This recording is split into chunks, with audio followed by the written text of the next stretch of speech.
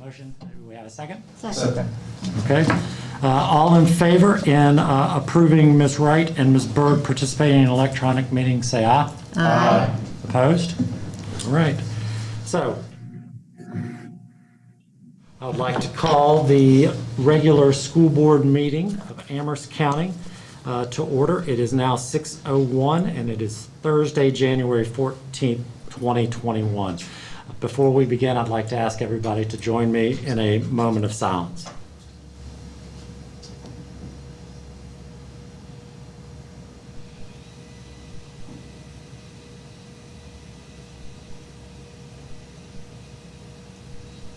Thank you. Please join me in the Pledge of Allegiance. Pledge allegiance to the flag of the United States of America and to the republic for which it stands, one nation, under God, indivisible, with liberty and justice for all. Item 1.02 is the approval of the agenda. I make a motion that we approve tonight's agenda. Second. Okay. All in favor of approving the agenda for this meeting, say aye. Aye. Opposed? All right. So this is our annual reorganization meeting, and so the first item of business is we need to elect chair person, and so at this time, I would like to take any nominations of someone to be the chair of this board. Dr. Arnold, I'd like to nominate Ms. Ligon as chair for the 2021 year. Okay. I second that. Do we have any other nominations?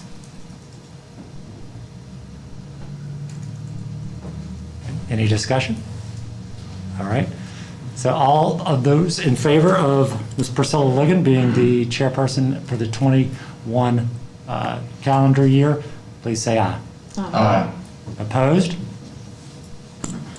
Congratulations, Ms. Ligon. I'll bring the gavel back to you. Thank you. You're welcome. I'll have comments later, but I want to thank the board for entrusting me one more time with this, and I appreciate that from all of you. Can you all hear me, ladies? Yes. Okay, thank you so much.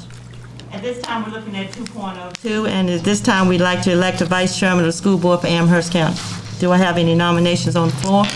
Madam Chair, I'd like to nominate Ms. Thompson to serve as vice chair for the 2021 calendar year. Okay, I'll second. all right, we have Ms. Thompson's name has been given and second. Do we have any other names to put on the floor? If not, all in favor of Ms. Abby Thompson continuing as vice chair of the Amherst County School Board, please let me have you say aye. Aye. Any objections? Thank you so much. Welcome, Ms. Thompson, one more time, okay? Thank you, Madam Chair. Okay. We have a pretty good agenda here, ladies and gentlemen, so we're going to move with expediency. At this time, we're going to go into our public comments, and I do have quite a few names here. We're excited that you've come out to voice some opinions on some things that relate to Amherst County School Board, but we're asking that you be mindful and respectful of the time that we're here tonight for those who've been working maybe since about 6 or 7 this morning. But we do want to hear from you, and we have a mic here, and we will be washing that off in between each person who speaks, and we ask that you do have your mask on when you come up. At this time, we will have Ms. Holly Jennings is the first person I have on my list.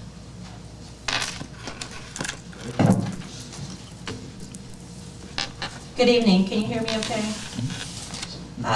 Good evening, everyone, members of the board. I'm Holly Jennings. I'm the Supervisor of Discipline and Compliance for Amherst County Public Schools. I want to explain to those that may be watching, we were going to present an equity lesson this week to our students in Amherst County Public Schools. The word equity makes people think many different things. Equity to Amherst County Public Schools, which you guys, the school board, should be very familiar with, since it's an integral part of the school division's comprehensive plan that each of you approved as a member of this board. The word equity means that we strive to have culturally responsive and inclusive schools where all students matter and they get what they need to be successful when they leave us. This week's equity lesson focused on the various media portrayals of past historical events and how students should go about analyzing that information to form their own opinion and how to apply current events to those same analytical skills to become a problem solver, critical thinking skills, and how they relate to being a good citizen. That was the lesson. However, this board at the 11th hour chose to cancel or postpone the lesson. I am also the equity coordinator for the division, a position that VDOE requires each school division to have in Virginia. I was chosen for this position due to my work in our division with the Office of Civil Rights. The only member of this board that was around when we went through the initial OCR process was Ms. Liggum. We as a division made significant progress and changes through that process that made our division better for our students. We were recognized both locally and nationally for our work. Do you want to know why that process went so well in our small, rural, southern school division? It was because we, and when I say we, the school board at the time, administrators, teachers, and students all supported the belief that all of our students mattered and deserved not only to be treated fairly, but to enjoy school, to have a voice at school, to feel included in the school community, and to be able to leave us and be successful in the world.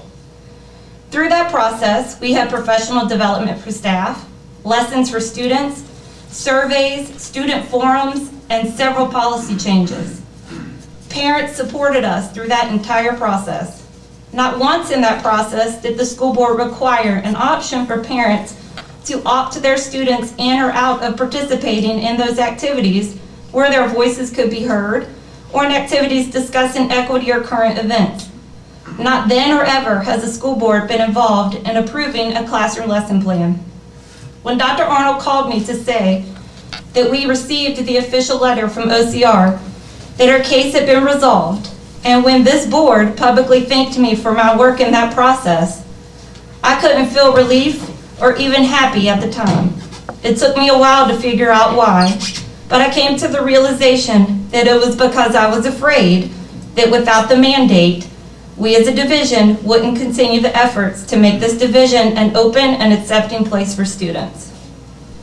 The board's move to cancel the equity lessons for this week only confirmed that fear. I'm very disappointed that at the first opportunity to make a non-OCR mandated step forward towards doing what is right for our students, we failed as a division. Very few teachers expressed to me or their administrators an unwillingness to present the lesson. There were some concerns about making sure they didn't say or do the wrong thing for their kids. So we provided the teachers with multiple trainings and resources.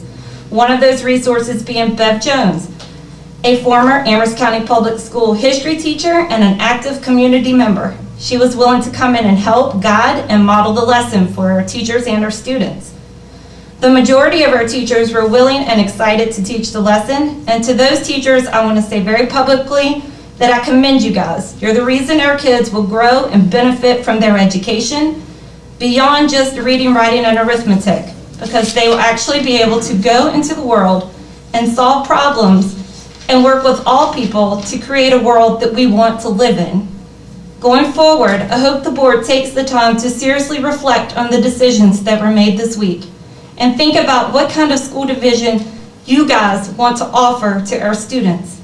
And as always, I'm here to offer information, training, or support in the area of equity. Thank you. Thank you.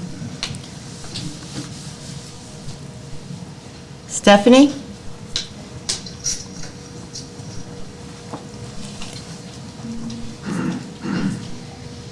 Good evening, Madam Chairperson, members of the board. My name is Stephanie Mullenkamp, and I serve as the Supervisor of School Counseling and Assessment for Amherst County Public Schools.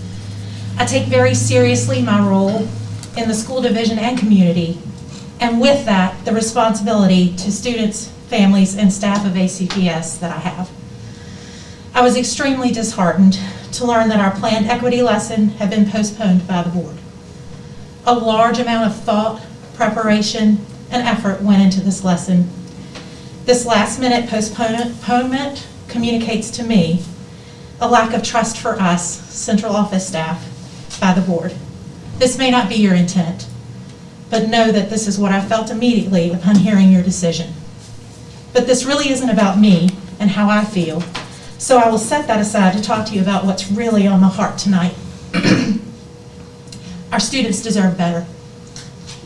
As a school counselor, it is my responsibility to build skills in our students that will serve them well beyond their time in our schools. These skills are the heartbeat of what helps people successfully navigate life and all of its ups and downs. Things like empathy, collaboration, effective communication, and the list could go on and on. These skills are also at the very core of the Virginia Department of Education's profile of a Virginia graduate and its 5 C's. The purpose of this lesson, in my opinion, was twofold. One piece was helping students understand that truth is relative to our own experiences and perspectives, and how each of us sees a picture or experiences an event differently. The second piece was to provide a safe space and a model and practice for having conversations or discussions in a respectful way, even on subjects we disagree or on topics that are uncomfortable or touchy. Another valuable part of the lesson was being able to see a variety of media perspectives and portrayals about an event and how vastly different they can be. Unless you've been living under a rock, I'm pretty sure you're aware of the role media plays in our society and our daily lives. News, publications, and especially social media are a part of our society, and unfortunately right now, our society is more divisive than ever. Not talking about things only exacerbates that divide, and frankly, leaves many in our division feeling unimportant or less than. This is not acceptable. Our motto is every child, every day. Not some kids when it's comfortable, or for me. I implore you to please help us to move forward with this lesson and lessons like it.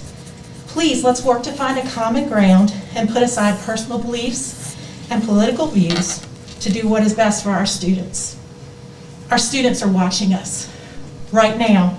In this very moment, we are modeling for them communication, problem solving, and collaboration. Please let us send a very clear message that each one of them matters to us, that each one of them is valued, and that we are willing to experience discomfort in order to solve problems. I'll close out with a few quotes that stood out to me as I was thinking about what I wanted to say tonight. The first is attributed to Henry Ford. If you always do what you've always done, you'll always get what you've always got. It's time for us to press forward and to do things differently. Will we make mistakes? You bet. But we will learn and grow from the process. And I'll leave you with this quote from Frederick Douglass. It is easier to build strong children than to repair broken men. Thank you. Thank you.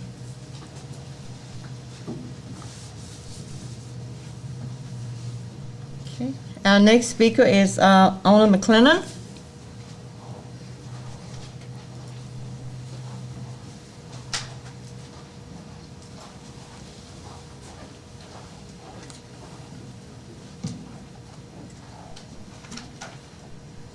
My name is Ona McLennan. I live in Madison Heights, and I am a transgender woman. I'm sure that all of you know that the VDOE has released its proposed policy for transgender students for public comment through February 3rd. And I'm sure that you know by now that the policy passed by the VDOE will set the standard that our school system must meet in its own policy at the beginning of the next school year. So the process of forming the policy has moved into its next step. I have read the proposed policy, and don't worry, I'm not going to read it all to you all. But I do want to highlight a few important pieces of it. First, the policy as proposed was composed by an incredibly diverse group of education professionals, parents, psychologists, gender non-conforming persons and their supporters, and mental health professionals. It is based on a guiding principle that all children have a right to learn free from discrimination and harassment. The document covers bullying, harassment, and discrimination. It covers student privacy and confidentiality. The document discusses the need and methods to respect a student's new preferred identification. It states that dress codes should be written, enforced, and applied consistently and equally to all students regardless of gender. The document opens all activities and facilities to all students without stigmatization or discrimination. And school mental health professionals must be trained annually on topics relating to LGBTQ students, including support for LGBTQ students. The VDOE's proposal is comprehensive in its effort to ensure that transgender persons can expect to be treated identically to any student, identically to every student. And I support their proposal in its entirety. I would not add to it, nor would I remove any of its goals. Whether you agree with me or not, I encourage each of you to read the proposed policy and to comment on it. The greater the number of voices and the more diverse those voices, the stronger the document will create. I firmly believe that the policy's goals are well within our school system's ability to deliver, and I hope and pray that you see the need to deliver these goals to our students. I want you to understand transgender persons as real persons, perhaps different from you, but with identical day-to-day goals and needs. Gender dysphoria is not a mental illness. It is a form of psychological distress. In no way should we fear or distrust each other. You and I may disagree, and that's okay. God guides us to love each other in spite of our differences. And it's my love for you and my love for our students that has guided my words to you these past several months. And I'm done. I have no more to say. And as tempting as it is, I won't repeat myself any more than I already have. And I respect the other important issues that you all must face. I'll watch and I'll return when you're ready to debate our school system's transgender policy. And if I can be helpful in any other issues, I may return sooner. So thank you. Good night. Thank you.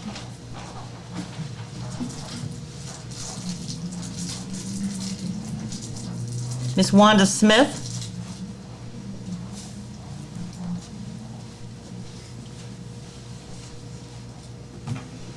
Good evening, Madam Chair and members of the board.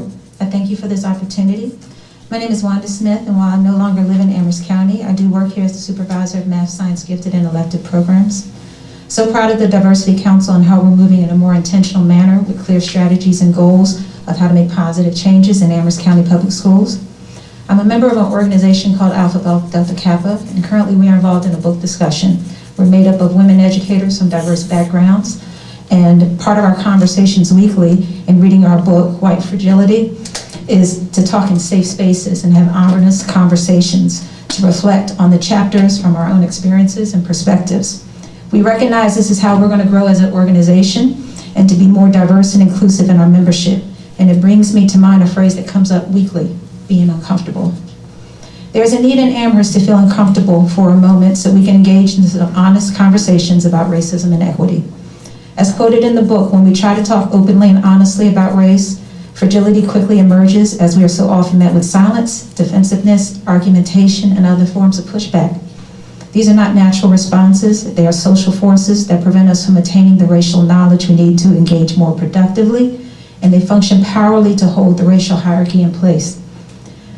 Many years ago, as a teacher in Amherst County, I was uncomfortable when I witnessed my white students decide that their peer with a Hispanic name needed to have a new name because it would be easier for them to pronounce. 5 years ago, I was uncomfortable when my daughter was ridiculed and harassed on the bus on the way home because of the way she chose to wear her hair. Just 3 years ago, I was uncomfortable when a parent referred to me using the N-word while explaining her dislike for my policies as a principal. These are just my stories and experiences in Amherst County Public Schools. Continued silence and delaying of these conversations further protects one group from being uncomfortable while leaving the other in a constant state of discomfort without support. They feel like they do not hold value in the school division. This week, the equity lessons were pulled from all secondary courses. The lessons would have caused discomfort. Maybe it wasn't a good time, could have been possible reasons. The equity lesson was about injustice. Personally, I can't think of a better time to do the lesson with all that has transpired in 2020 and is flowing into 2021. This coming Monday, we celebrate the work of Martin Luther King Jr., who wrote, "Injustice anywhere is a threat to justice everywhere." How can this not be the perfect time to take an equity lesson on injustice? The messages are out there already for everyone to see. Instead of Amherst County Public Schools creating an educational platform where we can help our students navigate what they're seeing and hearing and draw their own conclusions, we're going to let them flail about and figure it out on their own. We need to be better than that in Amherst. Since COVID hit, ACPS has been in the lead in making bold moves for the benefit of our students. Why are we not doing the same here? I can say 9 years ago, I felt supported by my colleagues when we jointly explained to our students they're wrong in making a student assimilate to meet their comfort. 5 years ago, I felt supported by Dr. Wells when he addressed what happened to my daughter in a very equitable manner and fair.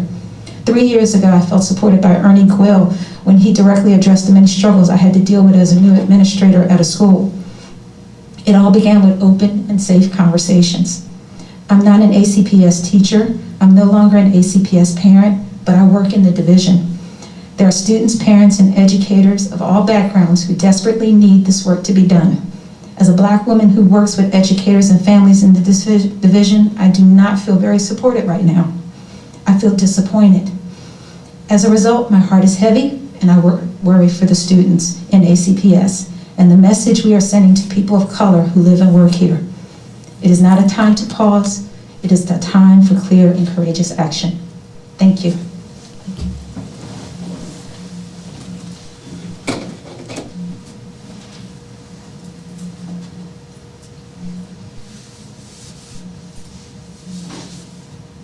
Kim Goins.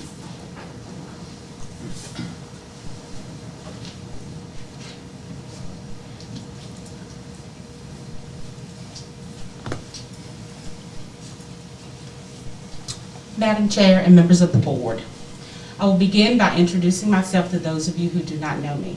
I am Mrs. Kimberly Goins, school counselor at Manellison Middle School. I am a graduate of Amherst County Public Schools, and I am embarking on about 30 years of education in this county that I call home. I have many accolades and distinctions, but that's not why I'm here tonight.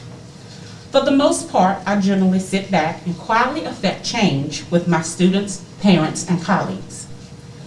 While I have wrestled with the disqualification of this equity lesson and whether to speak tonight, it became clear to me that this was not the time for my quiet strength.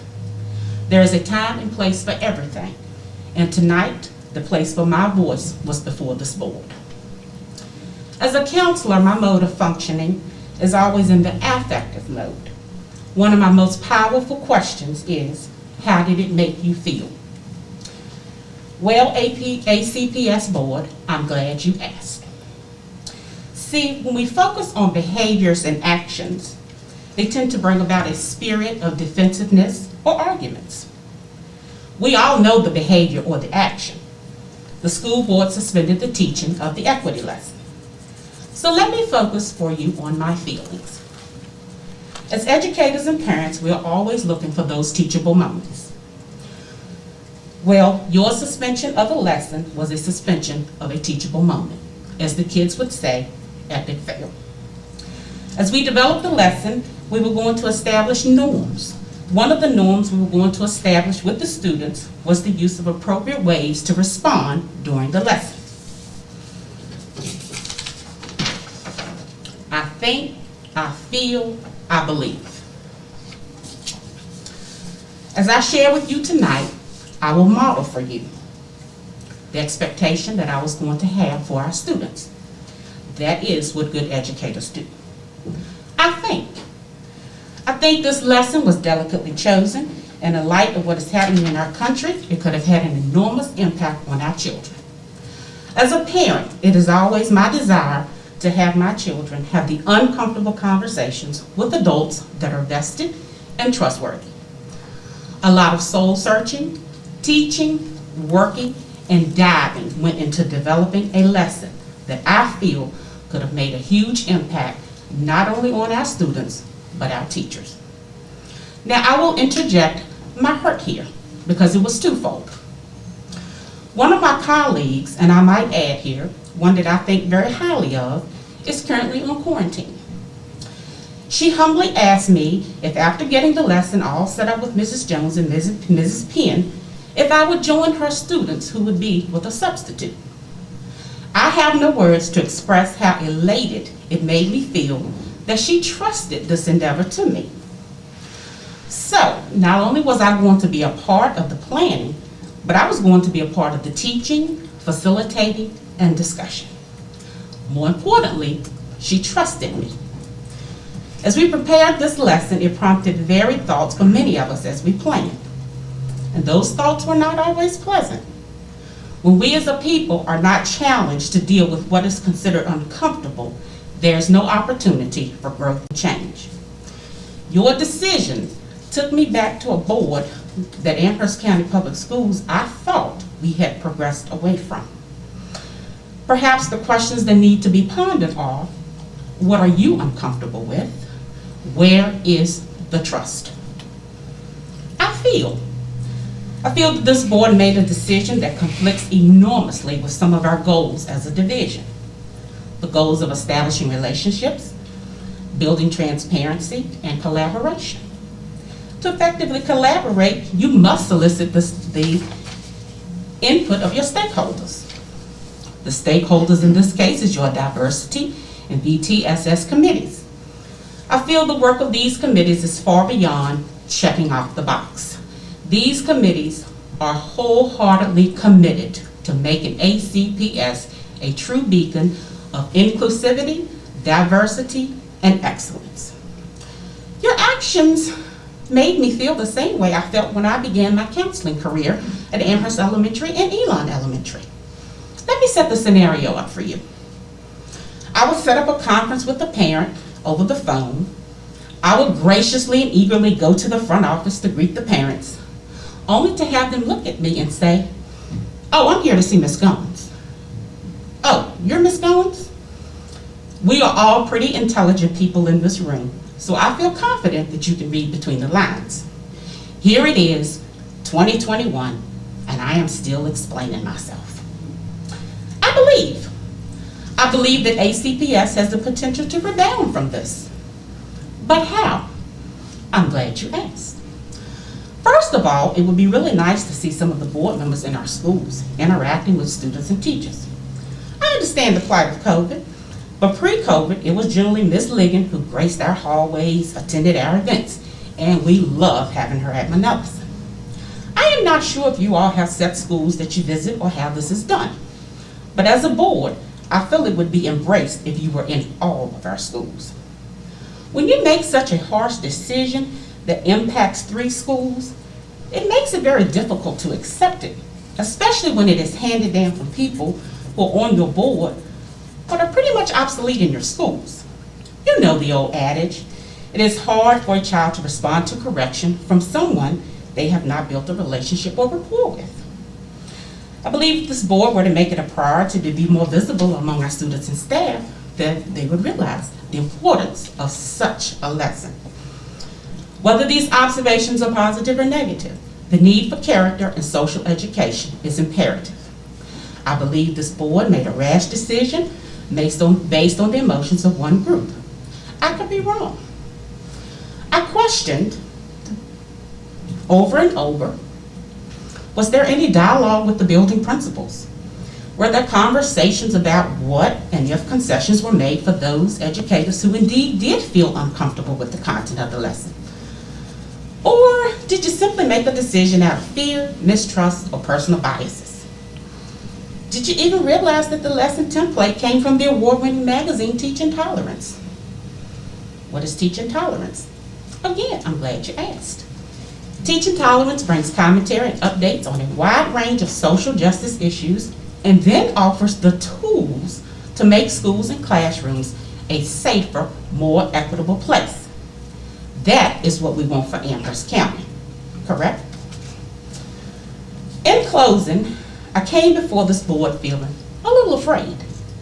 Afraid for many reasons. Afraid that there was a potential for this board to go back to the board it was years and years ago. Yes, a board that was about to entertain a group of angry Caucasian parents who were angry that the only A+ given on a major assignment in an AP government class was given to an African American female from rural Amherst County who chose to do her final project on Richard Wright's native son. Well, that African American female is me, and that prize writing still sits in my deceased mother's Bible to this day. We as an educational community have to make it a priority to teach our students about facts in the midst of a social media storm. If we don't, we put them in danger. Now is not the time to turn our backs on our students and look the other way. Now is the time to be bold, stand together, and engage our students in authentic examination of themselves and the world around them so that they too can promote positive changes within themselves and our society. Thank you.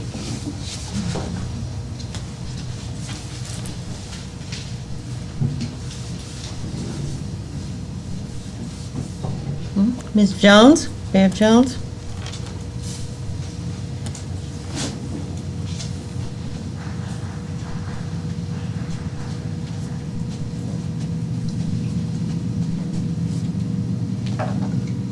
Madam Chair, school board members, good evening. Good evening. I am Beverly Jones, retired Amherst County public school teacher with 40 years of experience in teaching United States history and civics. I'm also the chair of the Amherst County branch of the NAACP Education Committee, a member of the Amherst County Public School Diversity Committee, and chair of the Amherst County Public School Education Foundation. I'm coming before you tonight because I am deeply concerned about 2 issues that I want to address.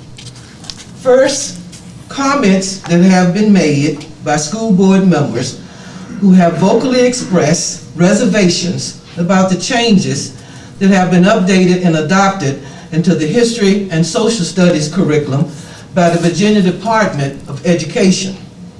More importantly, the issue is centered around the edits from the Virginia Commission on African American History Education in our Commonwealth.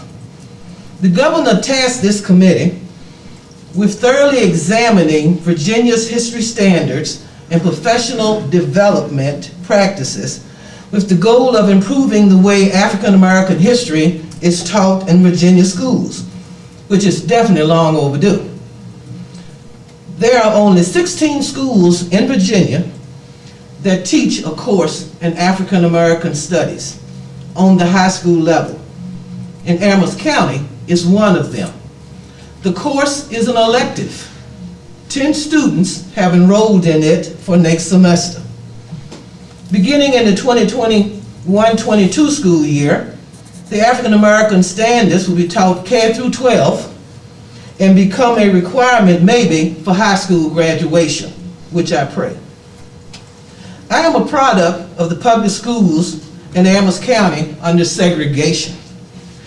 I was told of Harriet Tubman, Frederick Douglass, and many others of my enslaved ancestors who struggled. But I did not learn about Gabriel Prosser, Denmark Vesey, or Nat Turner, who led slave revolts. I had to learn that on my own. Today, teachers continue that tradition of telling students about Barack Obama, Oprah Winfrey, Beyonce, and LeBron James, as well as Martin Luther King, Harriet Tubman, and Frederick Douglass, and other inspirational leaders. They too are to be honored for their accomplishment, but we should not ignore lessons that explore the impact of racism in the Black experience. It is imperative that teachers not reinforce a watered-down version of Black history that is anti-Black because it omits painful truths. African American history is American history and should be taught every school day and not just in February for Black History Month. Students should learn throughout the year and throughout all disciplines about the accomplishments, experiences, perspectives of their fellow Black citizens. My second issue is the canceling of the lesson, Uncovering Truth in the Face of Injustice, on the secondary level. As a member of the Amherst County Public School Diversity Committee, there is no better time than now to teach the truth, perspectives, and facts. I am once again being put in the back of the bus as well as back into the cotton fields. As a board, do you lack trust in your teachers to teach without bias? Or is your trust in lies and misinformation? What are you afraid of? One task of teachers in the classroom is to acknowledge and honor students' humanity. And that means acknowledging and honoring Black humanity as well. That starts with acknowledging the good, the bad, and the ugly of our history as a nation. So I ask again, why are there concerns about incorporating American history, African American history, into the social studies framework and teaching a lesson on truth in the face of injustices? It is time to move forward and not backwards. It is time for systematic racism to be removed from our schools. Do not be a clear and present danger to change. Be an agent of change, which is long overdue, and do away with this systematic racism. Thank you for your time.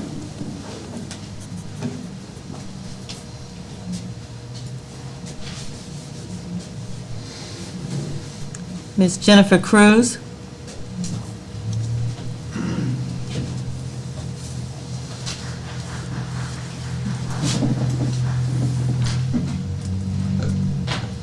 I'm Jennifer Cruz. I live in Amherst County, and I am also the principal at Amherst Elementary School. Good evening, Madam Chair, Madam Vice Chair, and members of the board. I come to you tonight to speak about the decision that was made regarding placing the equity lesson on hold. I believe that it is imperative to remember the importance of every child every day and what that message means. I ask you to remember the importance of opportunity, innovation, and growth when facing challenges and obstacles. I ask that you remember that Amherst County Public Schools has remained fearless in all the things that we've endeavored and accomplished under our current leadership. I ask that you remember that we have faced adversity many times and we have conquered these challenges with grace and growth. I understand that these are truly difficult times for many reasons, but we don't want controversy with, we don't want to confuse controversy with discomfort. We don't want to confuse silence with uneasiness, and we certainly don't want to create a perception that we are not prepared to take our students on the journey to ensure they are life ready with all the necessary skills upon leaving Amherst County Public Schools. I ask to continue to define the path, be innovators, and create avenues for change through solution. I ask that we are willing to come together and create opportunities in a safe environment that will challenge and support our students and our community. Change is difficult, but imperative for growth. I stand before you knowing the importance of equity, trust, respect, and belief, and the role that that played in my life. That all started with my educators and continues with my current educational leadership. As a student, my socioeconomic status, my gender, and my race could have labeled me an at-risk student. But along the way, I was provided opportunities for growth and for acceptance because of who I am. And that was vital in my discovery and passion to educate others. It is a disservice if we are not going to provide our students with all the components to be life-ready, lifelong learners. And that includes difficult conversations at difficult times. We need to teach strength through adversity and do so in a manner that is safe, respectful, and meaningful. We have the chance to provide that platform, and it is imperative that we seize those opportunities. I come only to ask that we remain open-minded and focus our attention on creating solutions that will ultimately grow our children and our community. Thank you.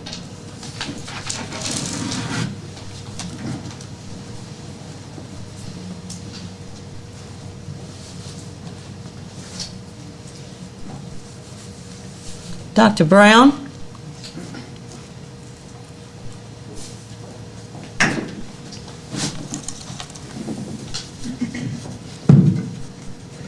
Good evening, Madam Chair, Madam Vice Chair, members of the board. I come to you tonight disheartened and disappointed, two words which I never imagined I would utter at one of our board meetings. During my short tenure as principal at Amherst County High School, I've had nothing but praise for your actions, nothing but pride in my heart.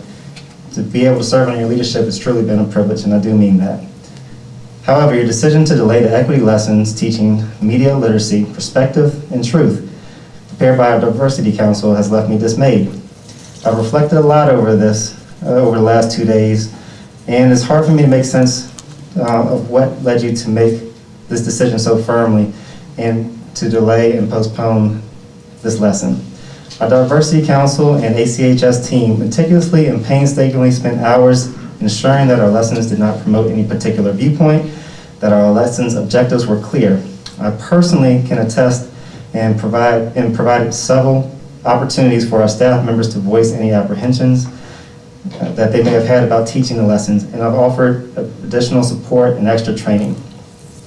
I also informed my staff that I was not asking them to do anything that we weren't willing to do ourselves. Myself and our admin team offered to co-teach this lesson with any teacher who didn't feel comfortable about this lesson. We didn't have any teachers take us up on that offer.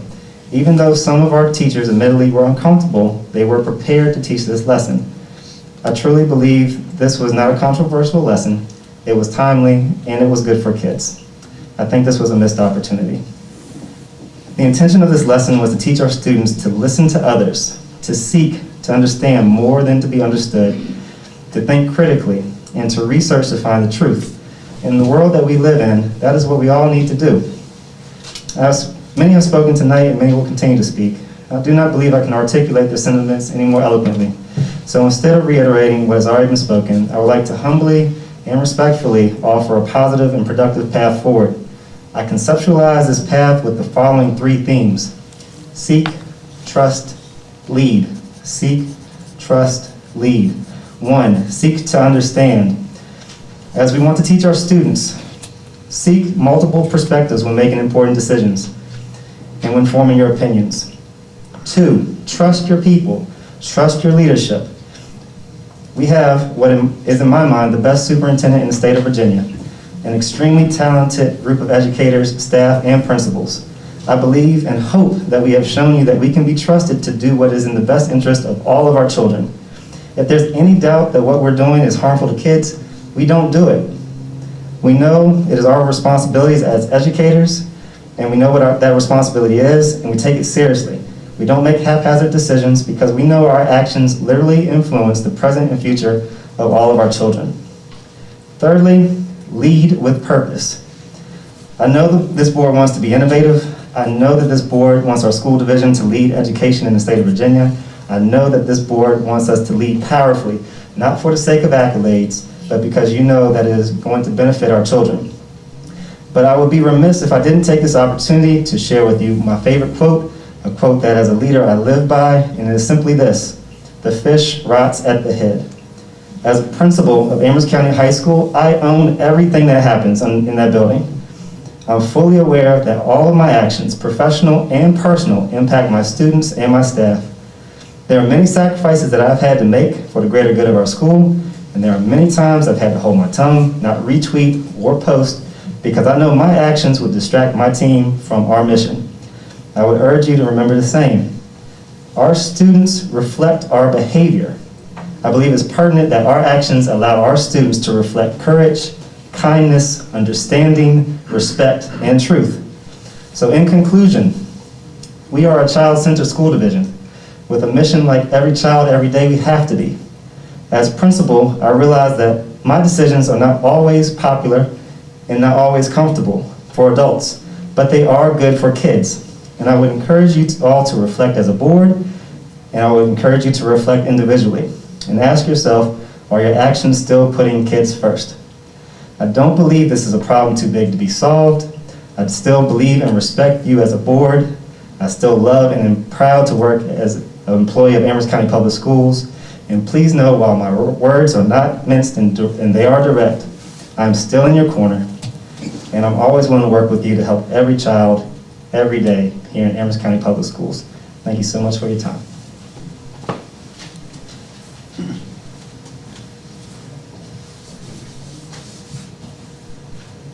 Meredith Watkins.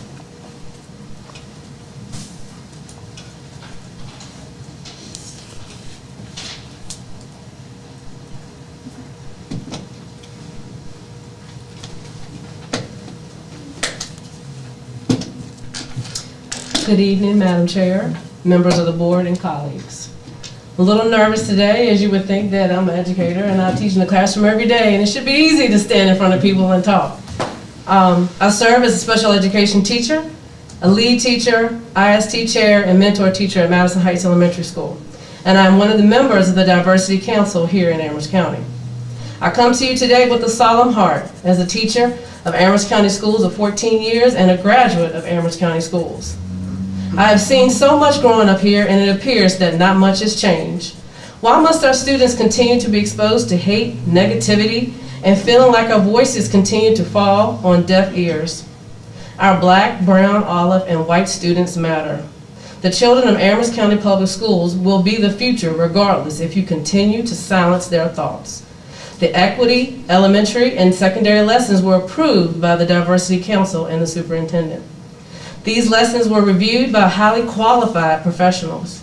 We understand the importance of each, and we're ready to provide a platform for our students to express themselves and learn that there is more to our nation than one side. I'm glad that the elementary level was able to do so. That is what education is, not one-sided, but a way to expose our students to events that occurred and occur in America. The time is always right to do what is right, expressed from a great man in our history, Dr. Martin Luther King Jr. They should be taught about the world as we know it to be and be encouraged that regardless of how much it has changed, they will be change agents of tomorrow. There is so much going on in the world today that they are exposed to regardless if you want them to or not. Stop keeping us in shackles and allow us to get to the business of teaching, molding, and encouraging our students that they matter.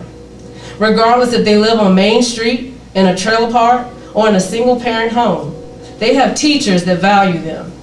Our curriculum needs to evolve as our world continues to do so. Our students should be aware of historical events, such as the murder of Emmett Till, the massacre at Tulsa, Black Lives Matter, or the events that our nation's capital that just occurred this past week. Can't you see? The world is so ever-changing every day, and will continue to do so. We cannot continue to hide from it, but we can be a part of it. These events reserve the right to be discussed in our classrooms so that our students can begin discussions with their teachers, whom they spend the bulk of their day with. We cannot continue the good old boy traditions in our county. Let us do the teaching and leave the politics out of it. Enough is enough.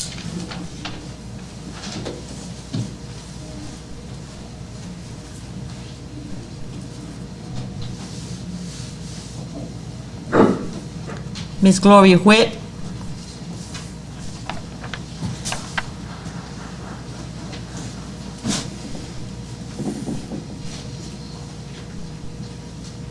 Good afternoon, Madam Chair and Board. My name is Gloria Witt. I'm president of NAACP Organization. And I came here to support my lead committee person on our education committee because equity is an important focus area and strategy for the NAACP. And I had some thoughts in my head of what I was going to say, but I'm here, of course, because of the decision that the board made at the 11th hour to postpone the equity lessons that were already been agreed upon, ready for execution. Why is this so important at a moment like this? I want to give credit to your superintendent, Dr. Rob Arnold. When he was first hired, the school was struggling with the OCR incidents. There was a diversity type of committee.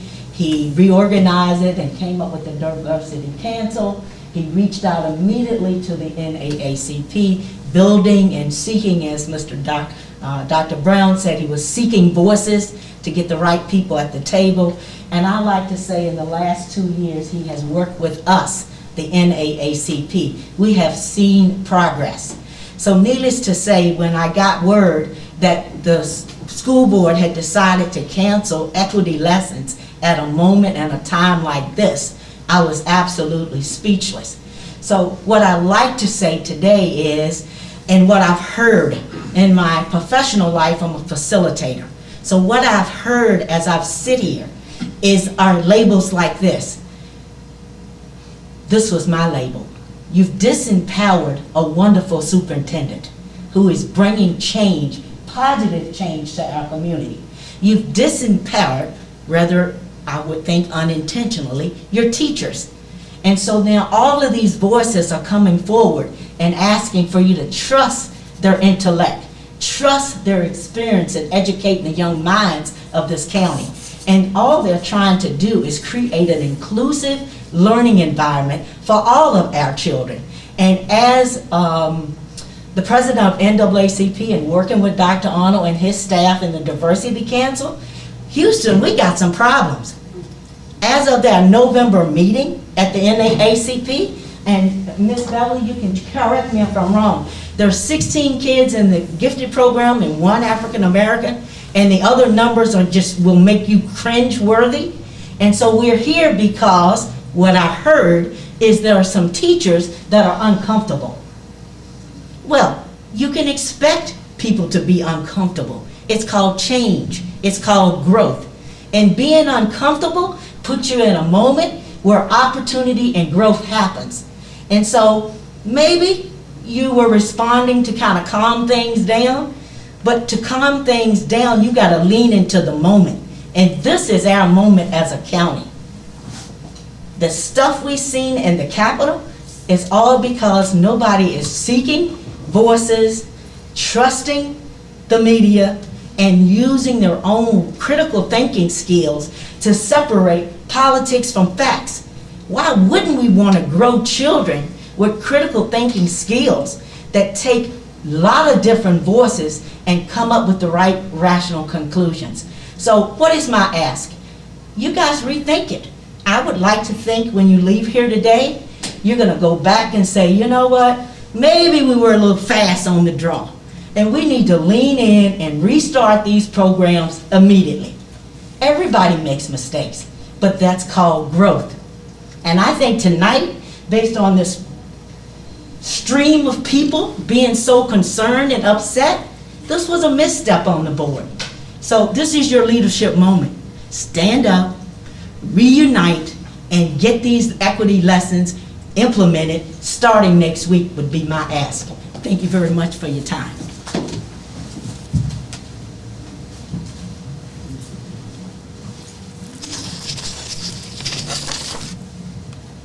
I was trying to understand, is this Sid Storzum? Madam Chair, he decided to leave. Okay. And then the last speaker that I have here is Jim Thompson? Oh, okay, I'm sorry. Oh, that's nice, husband. Madam Chair, Yes, sir. I didn't see it. Board, thank you. Pull this down a little bit so you can hear me. Jim Thompson, 214 Camden Drive in Madison Heights. And out of fairness, my wife is on the board. I was here to speak about something else tonight, but I guess it's my time up. And I feel compelled to speak as an Amherst County resident, as a citizen, as a human being, as a Christian. I feel for everyone that's spoken tonight, feel for their needs, feel for their wants and desires. You know, I could have easily been one of those people last week that was standing at the Capitol. I wanted to be. I'm a Republican, I'm a Christian. I had full intent of being in Washington to march around the Capitol as a Christian and pray, literally, that what was right in our nation would be done by all. Not by us in this room, but by all. Because of where our nation has been, not just in the past 2 months, but in the past 5 years, particularly, and many years before that. I come to you because I respect this chairwoman, probably as much as I respect any woman in Amherst County. I want to tell you that Priscilla Ligon is someone that, in a community setting, I came to know probably 28, 29 years ago. I respect her integrity. I expect her intelligence and her wisdom more than I respect most people. And that's a lot to say, and I humbly do that. And I know that Amherst County Schools and our school system can't typically pull out the Bible, and I'm going to. In Matthew, and I'm not trying to sound pious, I'm just reading to you from Scripture. What is written in the law, he replied, Jesus, and how do you read it? And as he said that, he answered, love the Lord your God with all your heart, with all your soul, and with all your strength, and with all your mind, and love your neighbor as yourself. And Jesus said back to him, he says, you've answered correctly. And we failed on that miserably. Republicans, Democrats, and everything in between for the past 5 years and beyond. And I'm part of that. But I'm here to tell you that when I read that, just earlier, I thought about your chairwoman. Because that's what I think of her. And I respect her immensely. And I know I just said that, but I do. And then I looked over to Micah 6:8.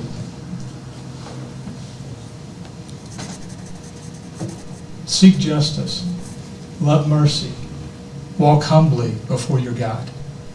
That's what's required of us, no matter who we are. And regardless of whether I went to D.C. or not last week, my intent was to pray. My intent wasn't to raise harm on anyone. My intent wasn't to storm the Capitol. My intent was to be who I wanted to be. I would like to think all people. I have friends that are black, that are Mexican, that are Asian, that are Pakistanis, that are Afghanis. And you know what? There's room for all of us. And, you know, even when I heard what was being taught, again, whether tonight, that's not for me to say or not to say what I heard. But I do want inclusivity. I do want continuity. I do want all sides to be looked at. But in reflection to that, if we simply seek justice, truly love mercy, and walk humbly before God, regardless of what your feelings are there, we can't go wrong. Thanks.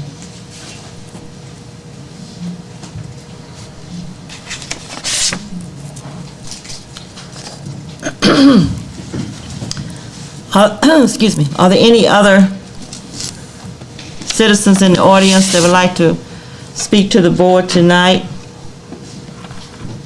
Because we have a closed meeting at the end, this will be our last public comment session. Don't want to leave anybody out. Anyone out there, Ms. Crouch? Oh, I thought you were out there. While she is checking, I do have one letter that was emailed to me or to the board, to Dr. Arlen, to myself, and others that would like to be read. This person couldn't be here, so I will go ahead and do as that individual wished. I'm going to pull my mask down a little bit, Abby, so I'll scoot down here.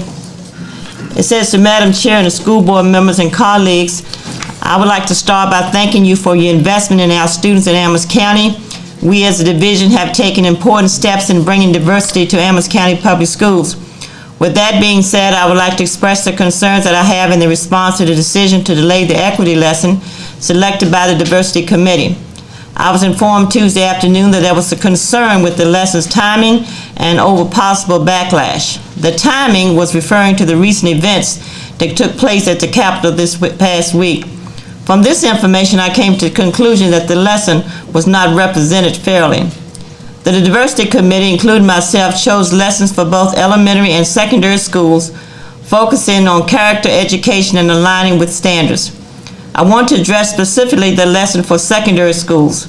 This lesson on social injustice was centered around defining truth by identifying facts from listening to both perspectives of any situation.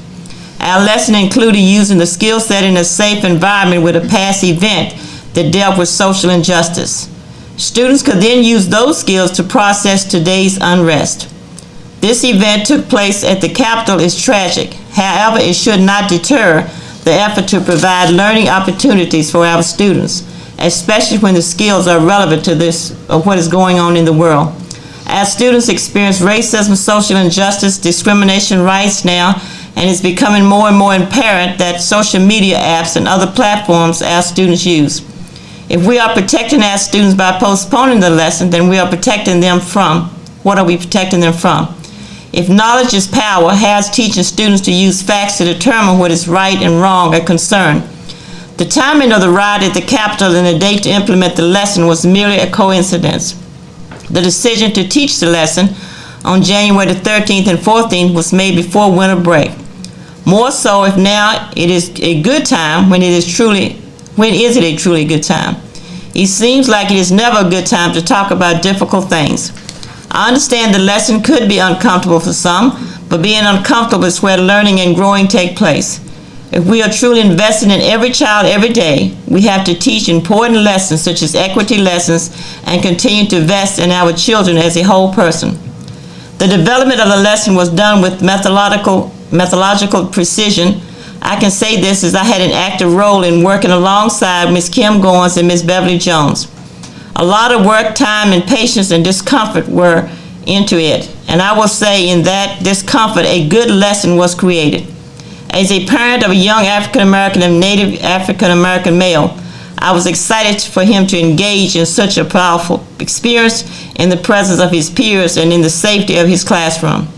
Now I sit hurt as a leader, parent, and woman of color due to the fact we as a division were unable to provide a great learning opportunity for our students based on discomfort, especially when students feel discomfort daily.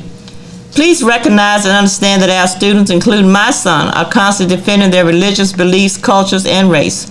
We have to pay attention, get uncomfortable, and build up our students. I will not drag this letter out by describing all the planning that took place and the disappointment felt by the Diversity Committee. but I encourage a meeting or conversation of some sort. It is my hope that we can address the concerns and move toward a solution. While discouraged, I have not put away the importance of supporting diversity in the county, including building character and education. I would like to thank the Diversity Committee, including Dr. Allen and Dr. Jennings, for their continued investment, and to thank the Diversity Committee for all they have done. I would also like to thank the teachers and the staff who were invested in this lesson. I leave you with this quote: "Educating the mind without educating the heart is no education at all." And this letter is from Angela Penn. And then the final letter that I have, it says, "To the members of the Amherst County School Board, please read this at the meeting. As a concerned citizen of Amherst County, I am deeply worried about the news that there are people asking for the resignation of Chris Terry and Ginger Bird. They have both been active members on the school board and care about the welfare of our students and teachers. The Constitution guarantees them the First Amendment right of free speech and freedom of assembly. None of them have done anything to break this law. I am appalled that people will use this cancel culture to remove anyone who disagrees with them. This is not upholding the laws that this country was founded on. I support both of them, and I ask that you also support them at this time. Please read this at this board meeting tonight. Sincerely, Jeanette Arrington, retired teacher." Ms. Cross, was there anyone else? No, ma'am. Okay. At this time, if we have no more letters, no more public comment, we shall close the comment part of our meeting at this time.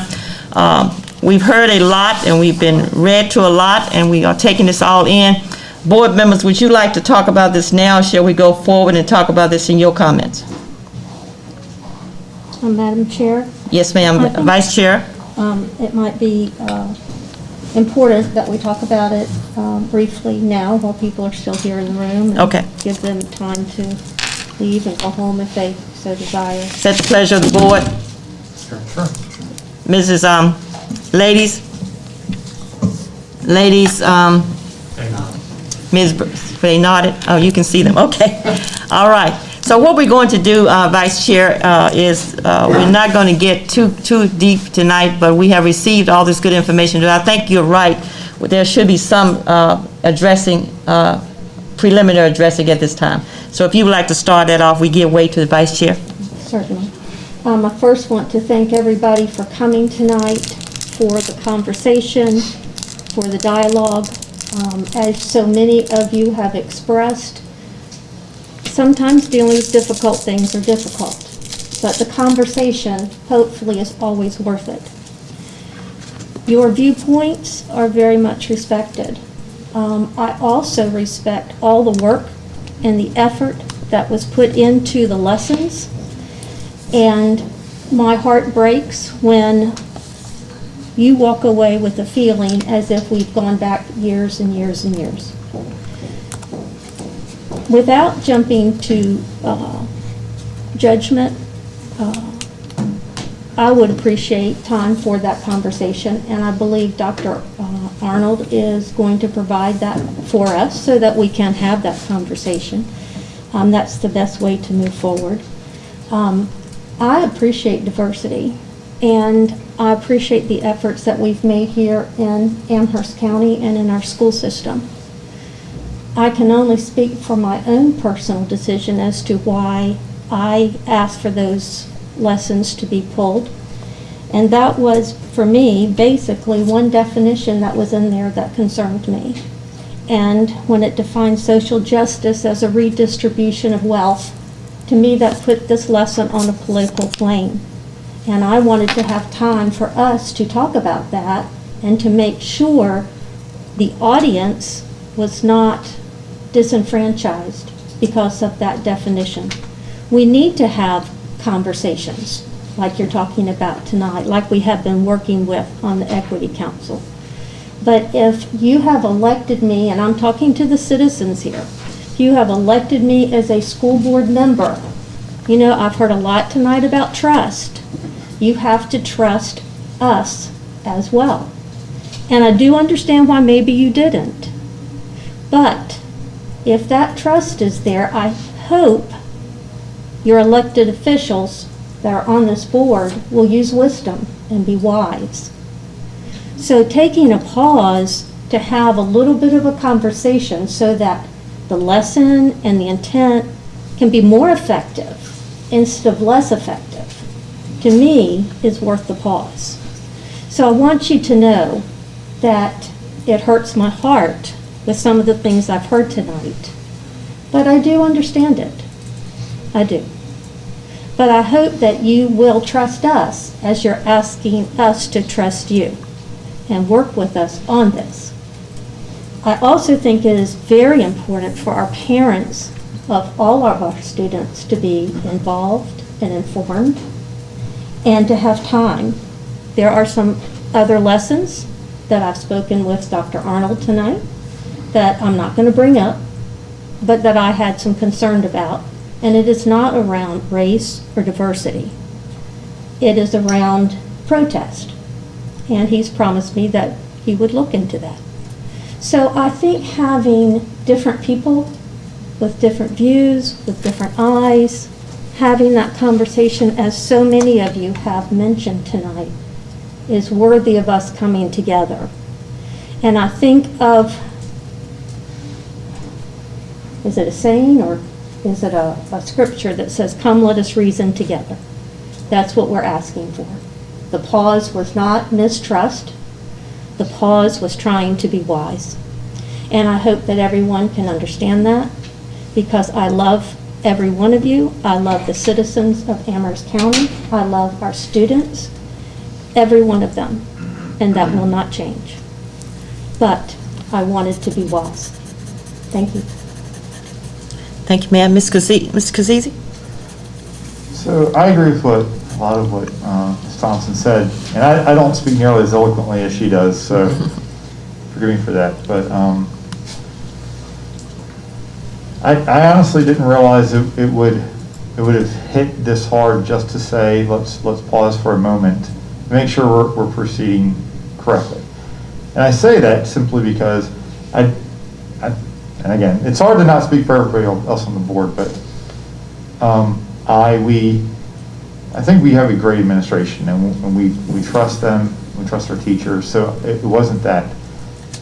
When I saw this, again, what came to me was it seemed like it could stir up some political issues that everybody's very hypersensitive with right now. And I was afraid that it was going to cause a bigger divide rather than bring people together.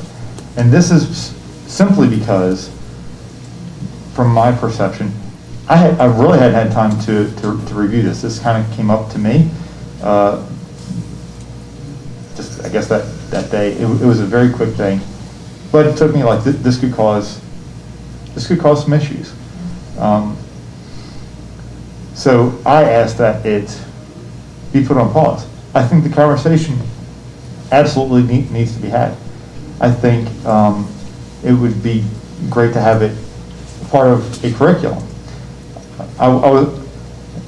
There's also some other little technical things that I just had questions about that wasn't necessarily make or break, but with my big thing that I've talked about a lot is with COVID, we're missing a lot of instructional time, and what was this replacing and who was getting the lesson, and I didn't know those answers.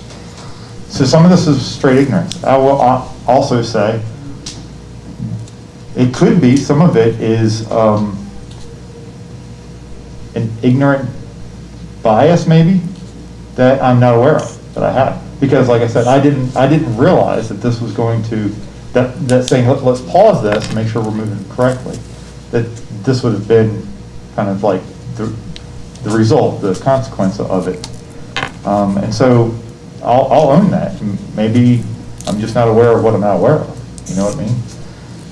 And so as we're talking about growth, that could be my personal growth as a member of the board. But as Ms. Thompson said,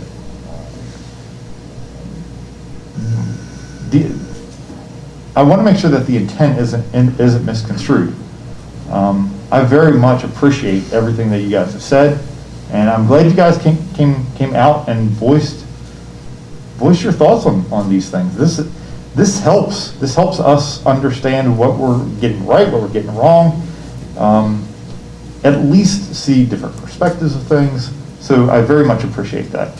I really want to make sure, as much as trying to do damage control right now, it seems like, that I guess Ms. Thompson said good. It kind of hurt my heart a little bit to hear that maybe we're moving backwards. That is not the intent. I certainly don't want that to be the perception. Perhaps this is a hiccup. I do think, based on my view, we pause and make sure we're moving in the right direction. I just think that is a wise thing, because there's more things that we have to consider too as a board member.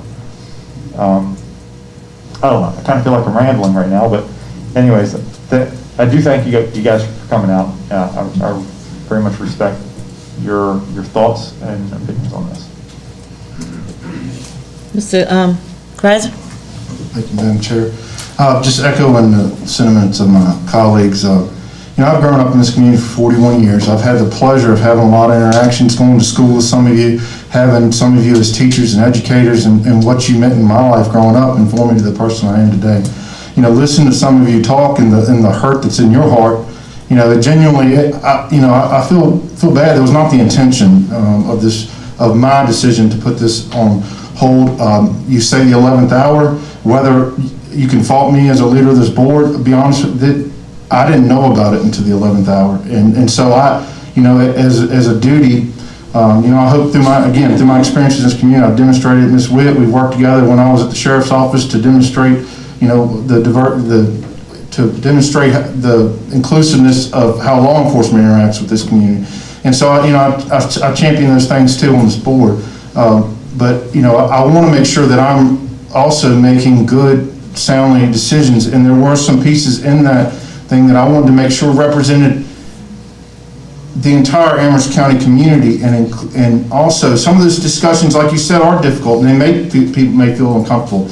And as a parent, do I necessarily, and not me personally, but I've also got to think these are those people that put me in the office to make decisions for their children too. And I've got to look at this language that possibly could create diversity or create division within this segment of community, because ultimately I'm here. I want people to think Amherst County is a great place to live, that we are inclusive, that we're diverse, I was reading an article from I think it was 13 or somewhere in there, that talked about how progressive people viewed the Amherst County community then. And I said, good day. I said, at the turn of the century, we were looked at as progressive. So I want to create an environment where we appreciate everyone's culture, everyone's right. And so I wanted to step back.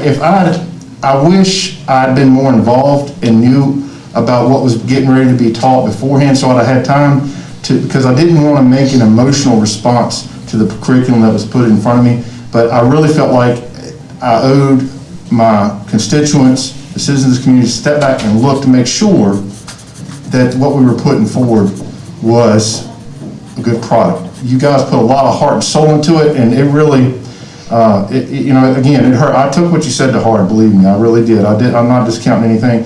I will say with Dr. Brown's comment, I did get comments from faculty and staff, because this is a difficult conversation to have. And most people, as you can think of it, don't speak up. But I actually had messages appreciating to step back and pause to look at the curriculum from staff members. So, people don't want to have this conversation. It's difficult to have, but I say that to let you know that I was thinking of everyone and trying to find the middle ground to make the best possible decision for everyone. And this is not something we're tossing to the side. This is something we're going to reevaluate and have a discussion. I'm not a micromanager. That's when I studied local government, I said when I got on this board, I'm not going to micromanage, but I also have to find that balance where I look out for the rights of everyone that's involved in this community. And that's not, please don't twist that words to say that, or to imply that I don't respect what the work was done, because I completely do. I just want to take a look at this and have a conversation like Ms. Thompson said. Thank you, Madam Chair. Thank you so much. Mr. Terry? First off, I would like to thank everyone who did speak. Everything you said has been taken to heart. I do want to talk, Dr. Brown led off with seek, trust, and lead. That hit home.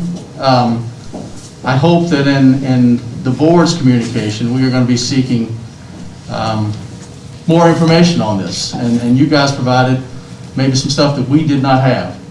I trust that we take that to heart. I trust that we get it right.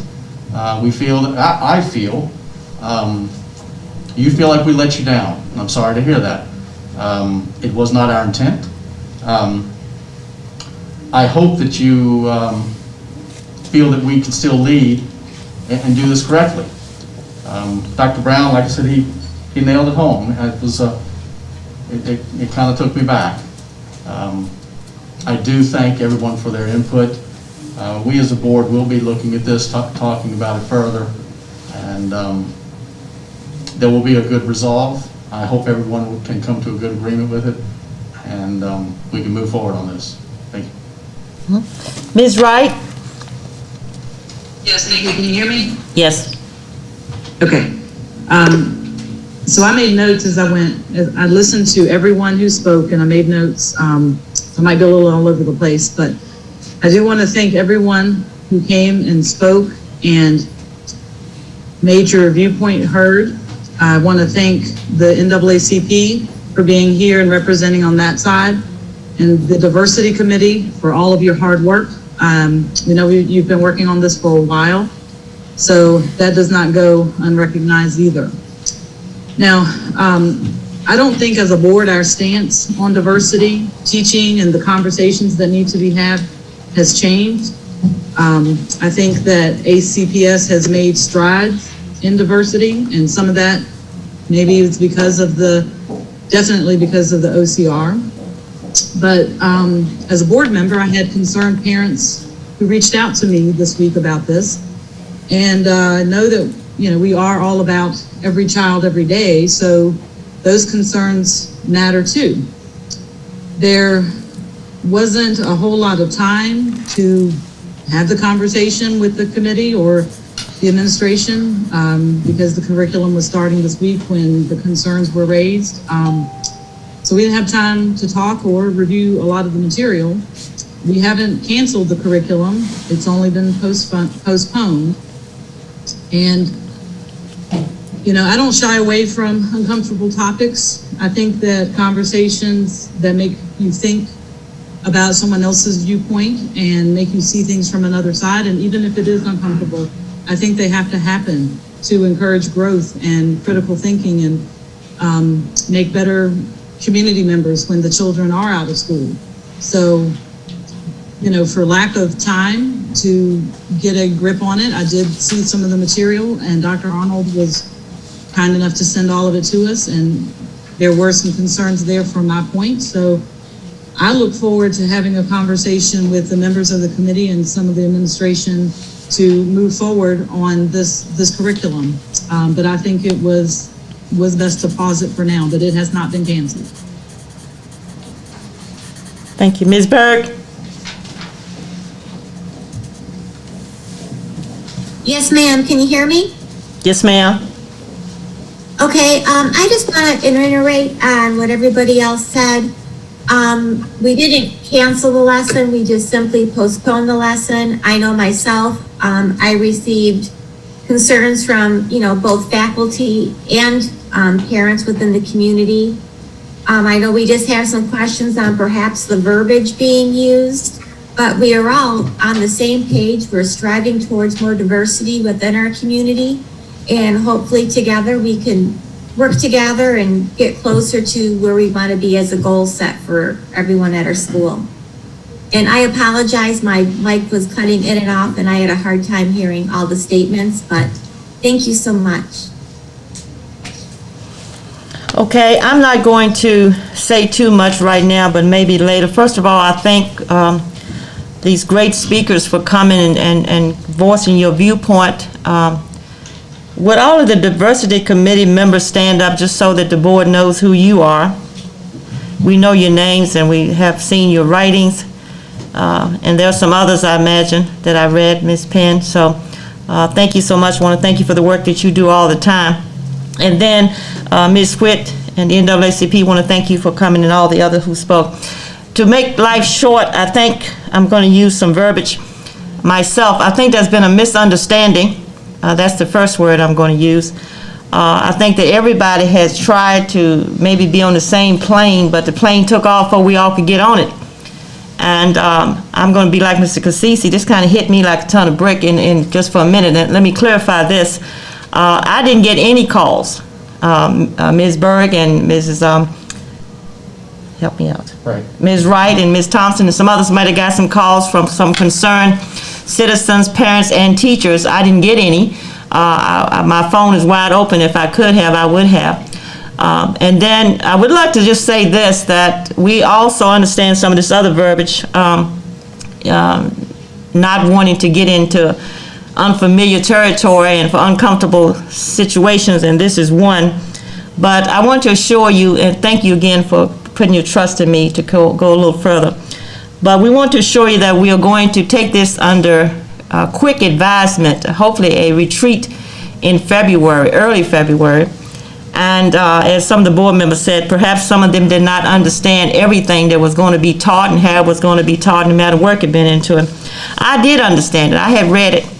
I've attended quite a few equity inclusion meetings through my life on the board and through my other dealings as well. I want to appreciate Dr. Wells and Dr. Jennings for helping me as we went through this OCR situation. Now, some might say, well, what does that got to do with anything? That's got a lot to do with a lot, because it taught us a slap on the hand that we had to tighten up in Amherst with some things that we needed to do. And immediately upon the arrival of Dr. Arnold, even before he got here, we put things into action so that this situation like we're dealing with tonight would not occur, just to be honest with that. But there has been a little bit of misunderstanding. Perhaps we all were not fully aware, as Ms. Cassisi so nicely stated, of everything that was being said and everything that's going to be done. So as some has said, Ms. Vice Chair here said, we're going to dig into this a little bit more and come out on the good side. And it's not going to be a long time coming. We're going to look at this pretty soon. I was preoccupied, to be honest, with the COVID. I'm just going to be honest. That was my first thing going on. Whether I return this chair or not, my objective was that we get through this nightmare of COVID and we keep these kids in class. So I kind of lost for a minute what was going on here. I did get the call that they wanted to it was to be postponed, and so I'm not throwing anybody in the bus. I said, okay. And it was the 11th hour, so we do apologize for those who've done work. But my apology is more than that as I conclude. Mr. Thompson said it, some other people have said it, all these great quotes from great people, and the bottom line is that we have to work through this together. We cannot send out some type of stigma to the community that there's an issue. Now, for some, there could be, but we all got to get back on the playing field here and get the ball game going. I'm all about inclusion and anything else we want to put up there. So let's not get things twisted that we're going backwards. I'm not going backwards. My bus is going forward. I'm too old to go backward. I can't even walk forward good. So I need y'all to hold my hand, board, as we proceed with caution, analyze all the materials that are going to be presented to us. Let's have a retreat. When I say a retreat, not a whole lot of coffee drinking and tea and come out with no answers. We're going to come there, look at what I don't know what was said by the parents or the teachers, but we need to know that. What is it that you're uncomfortable with so we can address that? Perhaps have diversity committee present to understand. That's how you solve problems. What is the problem? Who don't feel good about teaching? I've always said that teachers should go to first the chairman of their, if it's the history, the chairman of the history department, and then from there to the building principal, and then from there to Dr. Norman, and from there to Dr. Arnold. That's how you can kind of solve this. But if we go to the school board members, I have no issue with that. We're here to represent. But at the end of the day, it's got to come back into the building principal. It's got to come back into the central office. So as I conclude at this time on this comment, we're going to clear the air a little bit. Let us go out in peace. Let us find out what went wrong. Do not cancel any of the material you have until the board and everybody has looked at it. And that's all I have to say about that. Then somebody, is that a comment? Is that all I have to say about that? All right. Any other thing, board members? Ms. Liggett? Yes, sir. Go ahead. Chime right in. We're here. All right. I was going to bring up later, because it's my responsibility to build that bridge and create that path forward. All right. And I think we have an opportunity to move forward. You are right. You postponed. And it is my intention to have a retreat in February so we can actually have the conversation on how to find a path forward, a positive path forward, because like all of our speakers said, what we're trying to do is give our students skills to live and be a part of this world that is pretty tough to deal with right now. And so I will make sure that you guys get some dates to look at. I will be meeting with the Diversity Council to kind of talk to them about what they would like to come to bring to the group. And so I would hope that that would be amenable to everyone here. I'll give a list of dates to choose from, and then we can move forward if that pleases the board. That please the board? Okay. Ladies, did they shake their head? Looks like, yeah. Since you can see them. Okay, so I think at that point, Ms. Ligon, we We're can. moving on. We're moving on. Where are we? Oh, yes. Forward. So now it's time to just reorganize some people. We hope that you will stay with us, those who spoke, but if not, we will be in contact. On 4.01, let us think about reorganizing the Amherst County School Board for the January 21 through from January to December. And what is the first thing that comes up? So you can take this as a group. So Okay. you can move to reorganize under 4.01A through G if you are okay with the whole list. Okay. Let me ask this for time purposes, ladies and gentlemen. Was everyone happy with the appointment that you had last year? Yes, ma'am. Yeah. And we'll do those at 4.02, 4.03. So, yeah. Ladies, what did they, okay. Now, would anyone, feel free to jump in. Would you like a new appointment off of this list? We won't be mad.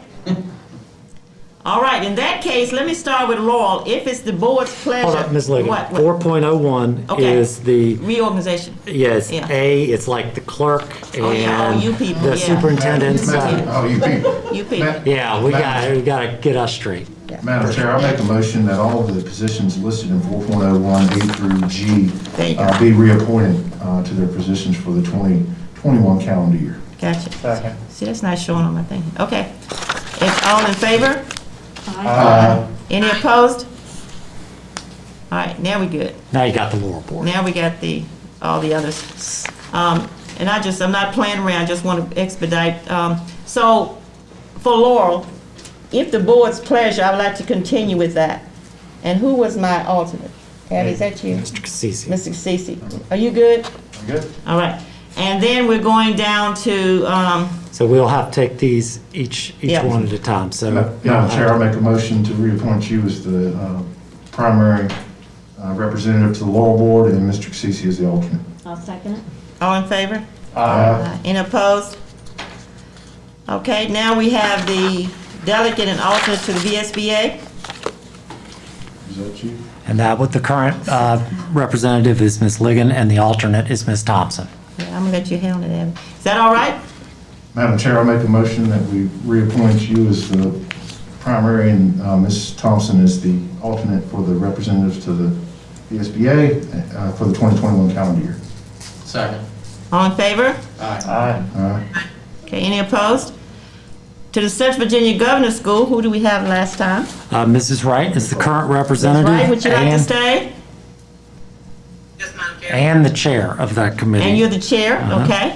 And the alternate is Mr. Terry. Mr. Terry, would you consider, all right? Yes. Can we have a vote of approval for that, 4.03? We'll make this so you can copy and paste it, Ms. Crouch. Madam Chair, I make a motion that we keep the same assignments for the 2021 school year with Ms. Wright as representative and Mr. Terry as alternate. Second it. All in favor? Aye. Any opposed? And now we're going down to STEM.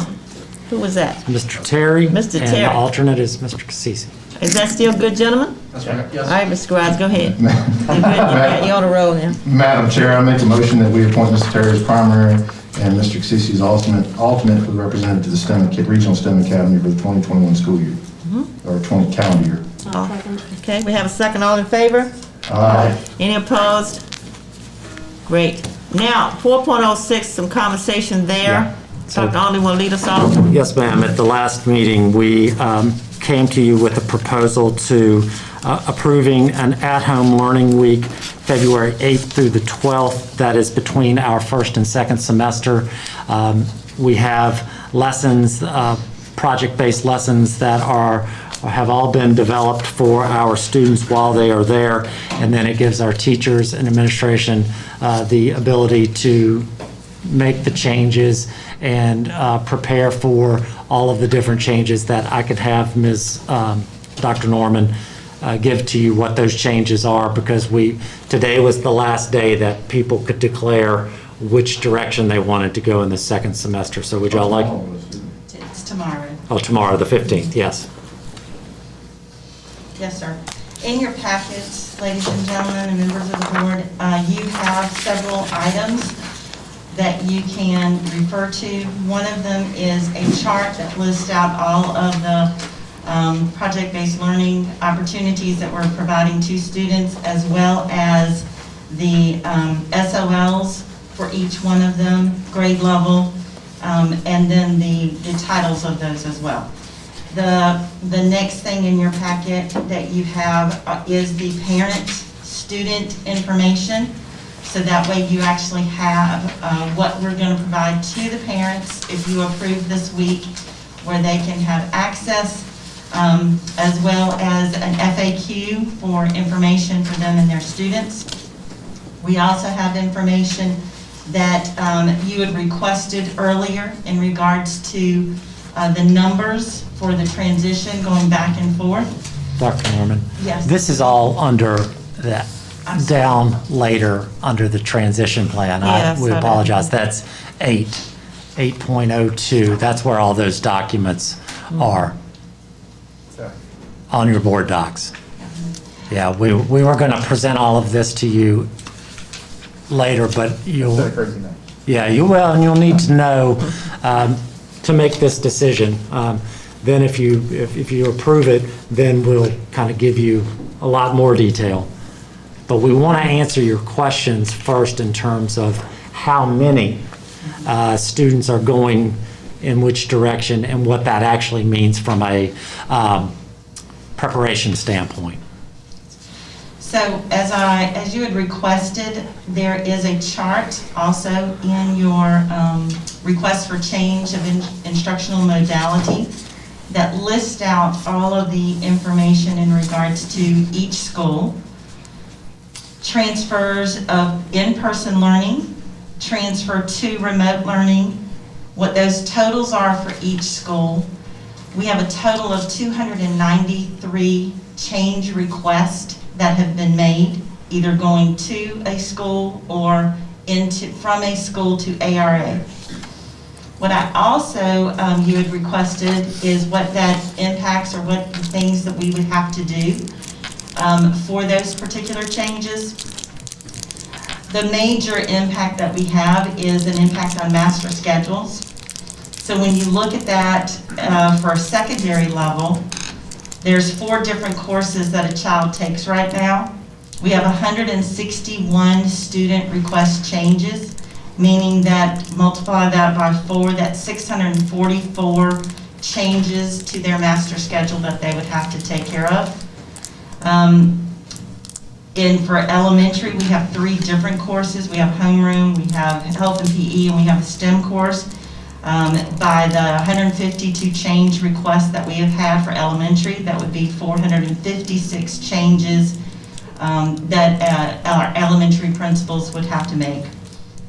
This would total a possibility of like 1,100 master schedule changes that would need to take place. Knowing what our current schedule is right now, we would end the semester on February the 12th, and they would immediately turn around and come back to us on February the 15th, which gives our administrators under our current calendar without this week, basically that Friday, February the 12th, to make 1,100 changes, and that's at the minimum right now. They still have tomorrow to put that in.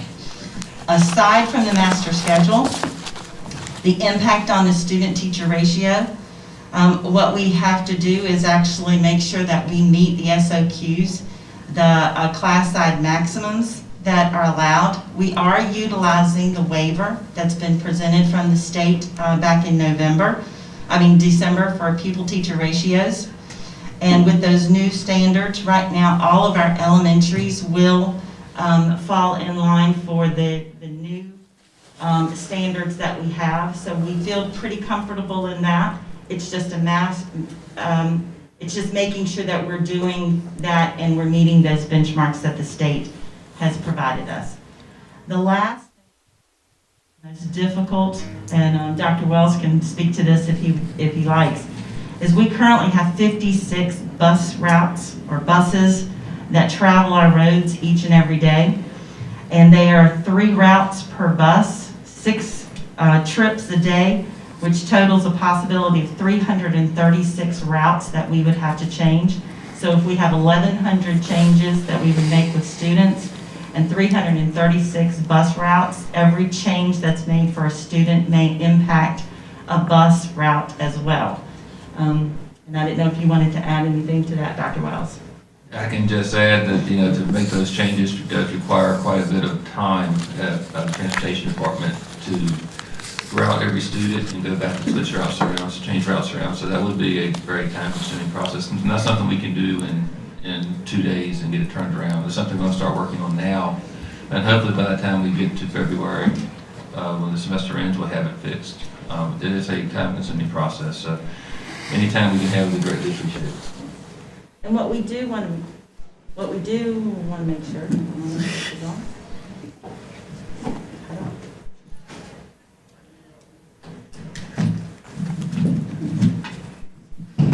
Sorry.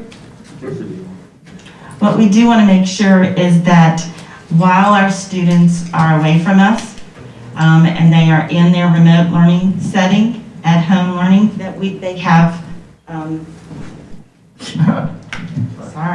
that they have good quality, rigorous activities and creative and collaborative and items that we know that are beneficial to them as well as their teachers. And so what I've asked is for Mr. Neighbors to show you 2 of the problem-based, the PLBs that they would be conducting, so you can have an understanding of what it is that we're going to be asking our students to participate in while they are at home. Thank you, Dr. Norman. Madam Chair, members of the board, I put together a brief presentation to give you some examples of what we're looking at with these project-based learning activities. Thank you. Just to reiterate, these have been created for pre-K through 12. K through 12 is going to be available on Canvas as well as download on the Chromebooks. Pre-K, because of the nature of the activities, obviously for that age group, it is much more hands-on. We're going to be giving that out as paper packets, physical items for them to be working on and completing. For each grade level, there's 1 STEM and 1 humanities-oriented PBL, and they'll kind of become clear as we're going through the examples you guys hear in just a moment. These were developed by ACPS staff. We were able to utilize resources from PBL Works, which is a fantastic resource. Gave us a lot of the outlines for the project-based learning activities, as well as some of the resources that we were able to incorporate for those. With any PBL, I just wanted to mention it, reiterate it, the process really is more important than the product, which is a little bit unusual, kind of typically what we would look at with education. But we want our students to really work through this process. It's multimodal. They're bringing out a lot of academic skills and understanding as they're going through. We want them to really work through that process in a way where they gain that deeper understanding of the concepts and form their own ideas and opinions about how they solve some of these projects and problems that they have been presented. The first one I wanted to show you is our grade 3 humanities. I also wanted to give you a vision for what it's going to look like for our students. So when they pull it up in Canvas, after they download it, it's going to look like this, and really laid out with a summary and understanding what the objectives are for the project, but then giving a day-by-day accounting of the activities they're going to be completing, which all are going to be pulling together to get to that end product.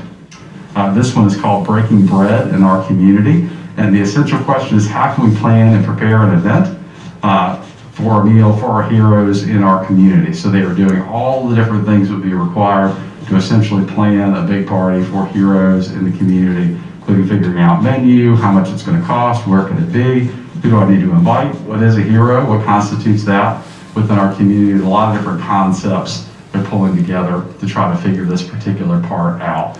As you can see in the summary here, it's really getting them thinking about what all these facets are, how they work within this idea of this project, to pull these different pieces together and ultimately plan an event for individuals that they've identified in the community as heroes, individuals that they want to celebrate with that.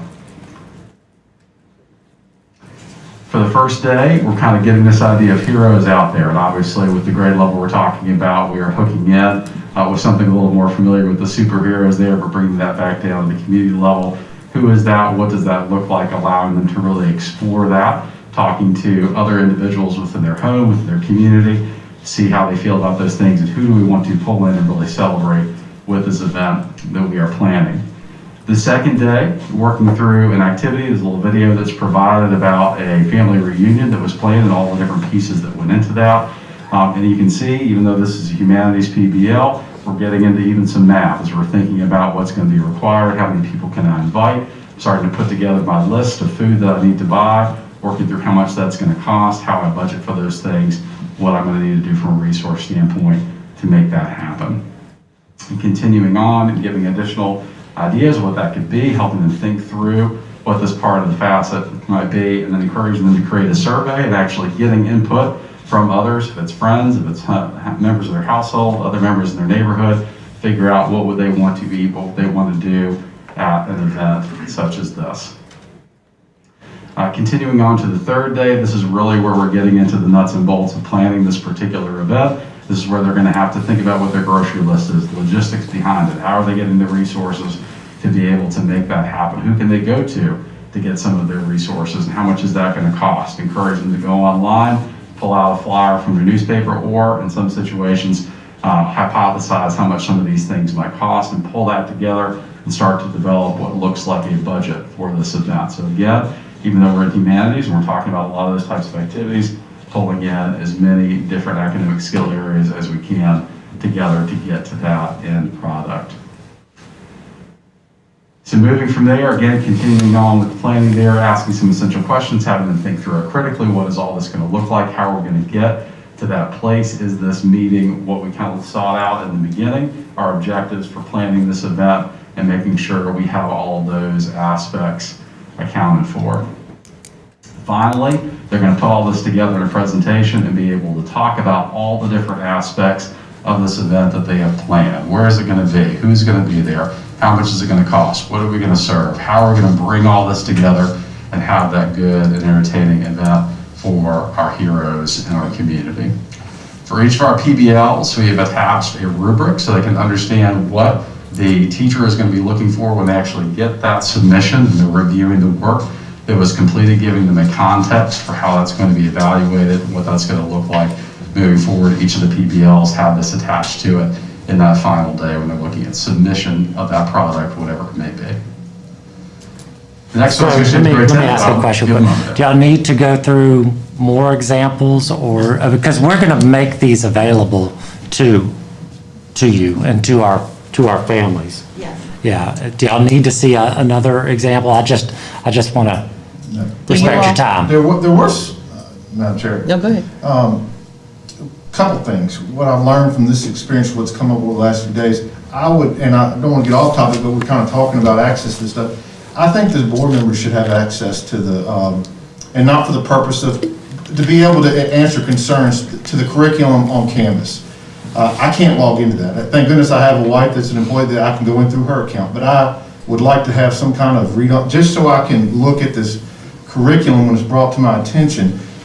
My course of action is still going to be, have you talked to the school, but I want to have an understanding of it so that I'm not caught off at 11th hour and creating controversy when I've got time to look at it in advance. So I will make that request. Sure. Please. Madam Chair, I want to reiterate what Mr. Greiser has said. I've already gotten concerns about waiting on the world to change. Is that one on this slide? I think it's on the 12th grade PBL. This is the 10th grade under humanities. So I've already gotten. And that's the one I responded to concerns you. about Right. that. And so I did. I dug in today, and I have concerns, and I think some of the parents' concerns are legitimate. And I didn't want to bring that topic up at the beginning of the board meeting, because I don't want some things that are on this to taint the diversity council and the work that they're doing. But I think if a parent raises concerns about some of the PBLs, and the one that we discussed today was about, I think it was on day 3 on that one, if anybody wants to look at it. Tell me which one is it. It's Waiting on the World to Change. It's a resource in it, and it has a young child protesting on the shoulders of the back of a grown-up in a mob or in a crowd. And then the resource goes on to talk about the Middle East and why it's in civil unrest. And then it talks about peaceful protest versus violent protest. And it gives advantages and disadvantages of both. And so I think the concerns that I'm hearing from parents is they don't want any validity to violent protest. They don't believe in violence. So that's something that I would like y'all to look at, and Dr. Arnold has already started on doing that for me, and I appreciate that very much. The point I want to make is if these are available and parents can see them and they have concerns, that's going to open that line of communication that we talked about tonight being so important, that we can share that with you before it becomes a crisis and we have to pull something at the last minute. It's just good communication. And they will be made available. They will be available to that's what all of those documents that Dr. Norman was discussing. Okay, so parents need to look at those. Yes. If they have concerns, touch base with you guys and address them. Absolutely. If they share them with us, we can communicate with you That's a as process, right. So at this particular time? At this time, every child already has them downloaded on their Chromebooks for parents to review before we would go through this process. So they've had that ability to do that since the second week in December. Okay. Well, I just want to reiterate, to the parents that are listening, you need to go look at those, and if you have concerns, let us know. That's right. There were some other ones brought to my attention, I just don't see them up here. And may I add one more thing just to make sure that, speaking to the parents too, it's the same process that we would have with any type of curriculum that we provide. Parents are given the opportunity to take a look at it.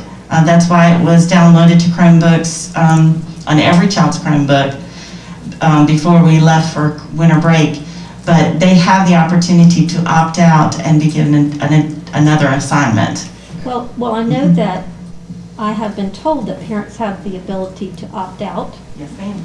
But I also know that that wasn't the case with the one that we talked about tonight on diversity. These are two different things. I do understand they're two different things, but do you see how parents can perceive them as the same?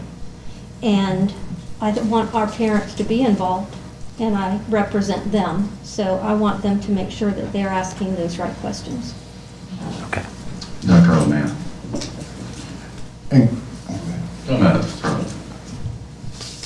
I apologize. Just to speak, because I happen to be familiar with what you referenced earlier, I did just want to emphasize that the resource in question does emphatically emphasize that nonviolent protest is certainly the way that things that should be done. It emphasizes that component and really talks about the negatives associated with violent protest. But I think to your point, looking at the presentation of that information will be an important thing for us to review. Correct, because I believe it said that there are some advantages to violent protest, and I think that's where I could see parents being very concerned. When you take the approach of throwing something to the wall and so much of it's going to stick, some of it's going to hit the floor, and you wonder what's going to stick in their head, because one of the bullet points on the violent protest piece was to affect change quickly.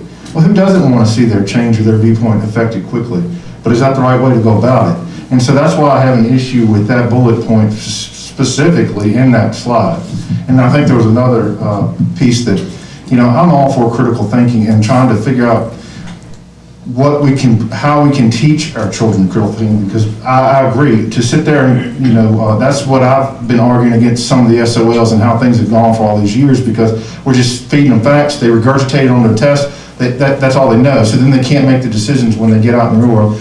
But I want to be careful, because when you start messing with people's ideologies, it really, if we can put out a wildfire before it happens, then I think that we have that duty to do that. And one of the things I'm talking about, I think there's a piece in there about democracy. You can't, the summation of it, where I scanned through it was, and maybe I'm wrong for scanning through it, but that they basically almost couldn't coexist, because capitalism and democracy are basically counterproductive to each other. And so I worry about, are we getting into, as far as the parents, their ideology, I think a lot of these discussions, at what point do you make them part of the culture in their home place, and what part do we have a duty as public educators to have in the classroom?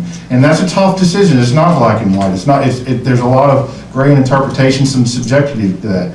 And I just want to do the best to encompass and make as many, you're not going to make everybody happy, but try to do the right thing moving forward. And that's why I just want to make sure that, I have access to kind of look at this, so I can, if it's brought to my attention again, like I said earlier, the last thing I want to do is to get in here and start changing the curriculum, because again, we vote for you to be in positions, you're hired in positions because we trust your leadership, we really do, and it's not an effect on that, but we also, behind us, is 31,000 plus citizens that vote for us to be in office, and we have to represent their desires. So that's what we try to balance every day, and it's very difficult. So it's very difficult. let me try to get us.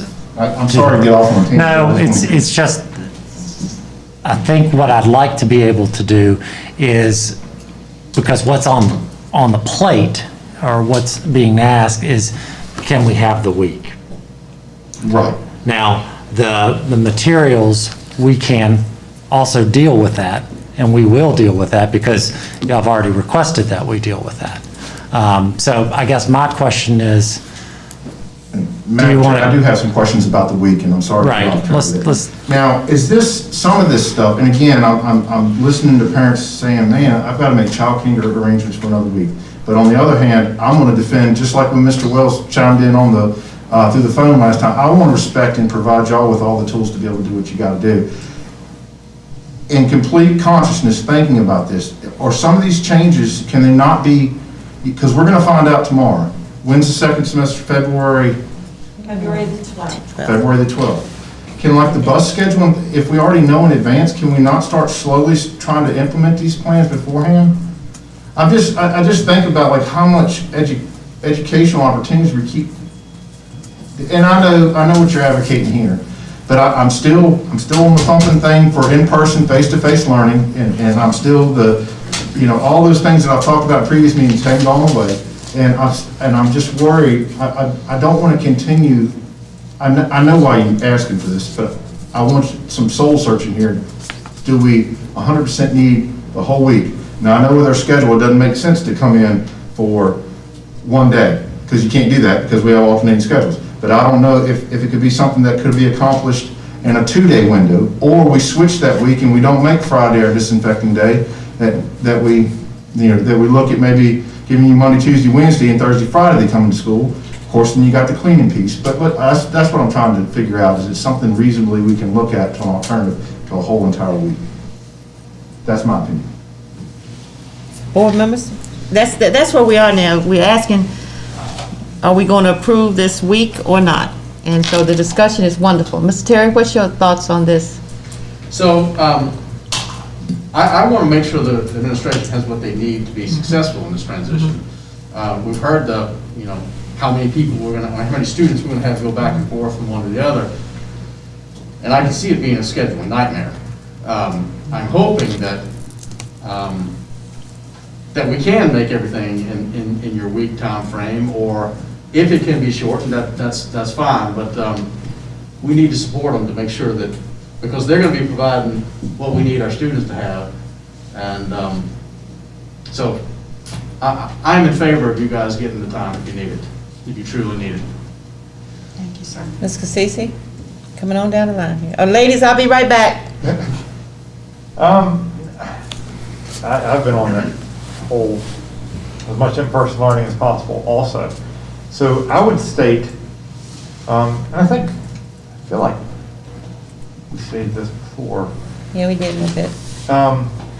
As much as, if there is a way, great, but I will also say, if you guys say, no, we have to have that week, I will trust you. That caveat being, you guys thought through, it's better to have that week than have a couple of in-person days or whatever. I mean, like risk reward kind of thing. That's where I'm with it. So if you're saying you need the week, I will trust that you need the week. Ms. Berg? Yes, I was just wondering if there's any way possible to shorten that up some between the 8 and the 12. We have our kids missing school way too much, I think. And also on the lessons, I would just like to say, I feel that some of our community and also our staff, they think that they're afraid that our school's blurring the line a little bit between, education and indoctrination. We have to make sure we make everybody comfortable and stick with the education part and stay away from everybody's philosophy and politics and everything else. Thank you.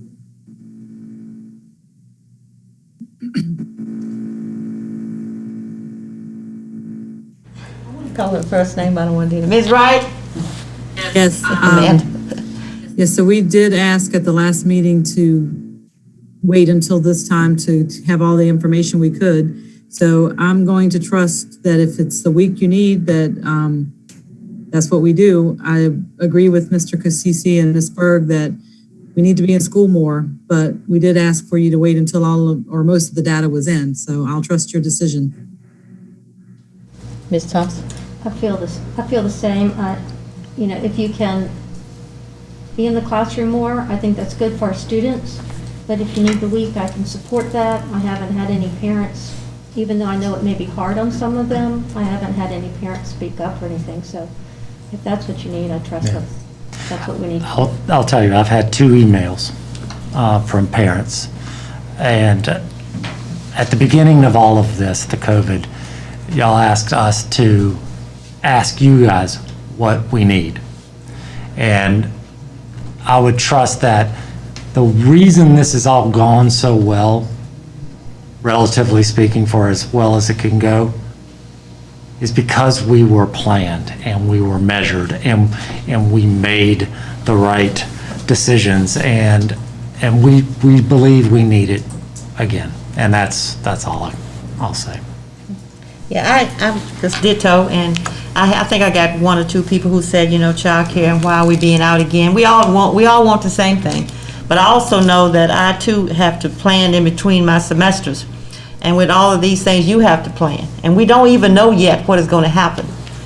You might have to plan double time if we have to leave another school. So I'm in favor at this time that we allow you to take that week. I guess it's really just 4 days of learning. And get everything in order so we can proceed on into the summer. So would someone like to just make a motion that we have that PB, what's those alphabets? Well, it's Just that week, at home learning week. Madam Chair, I make a motion that we approve the February 8th to 12th, 2021 at-home learning week. Okay, Ms. Thompson, do I have a second on that? Second. The board in favor, say aye. Aye. Are there any opposed?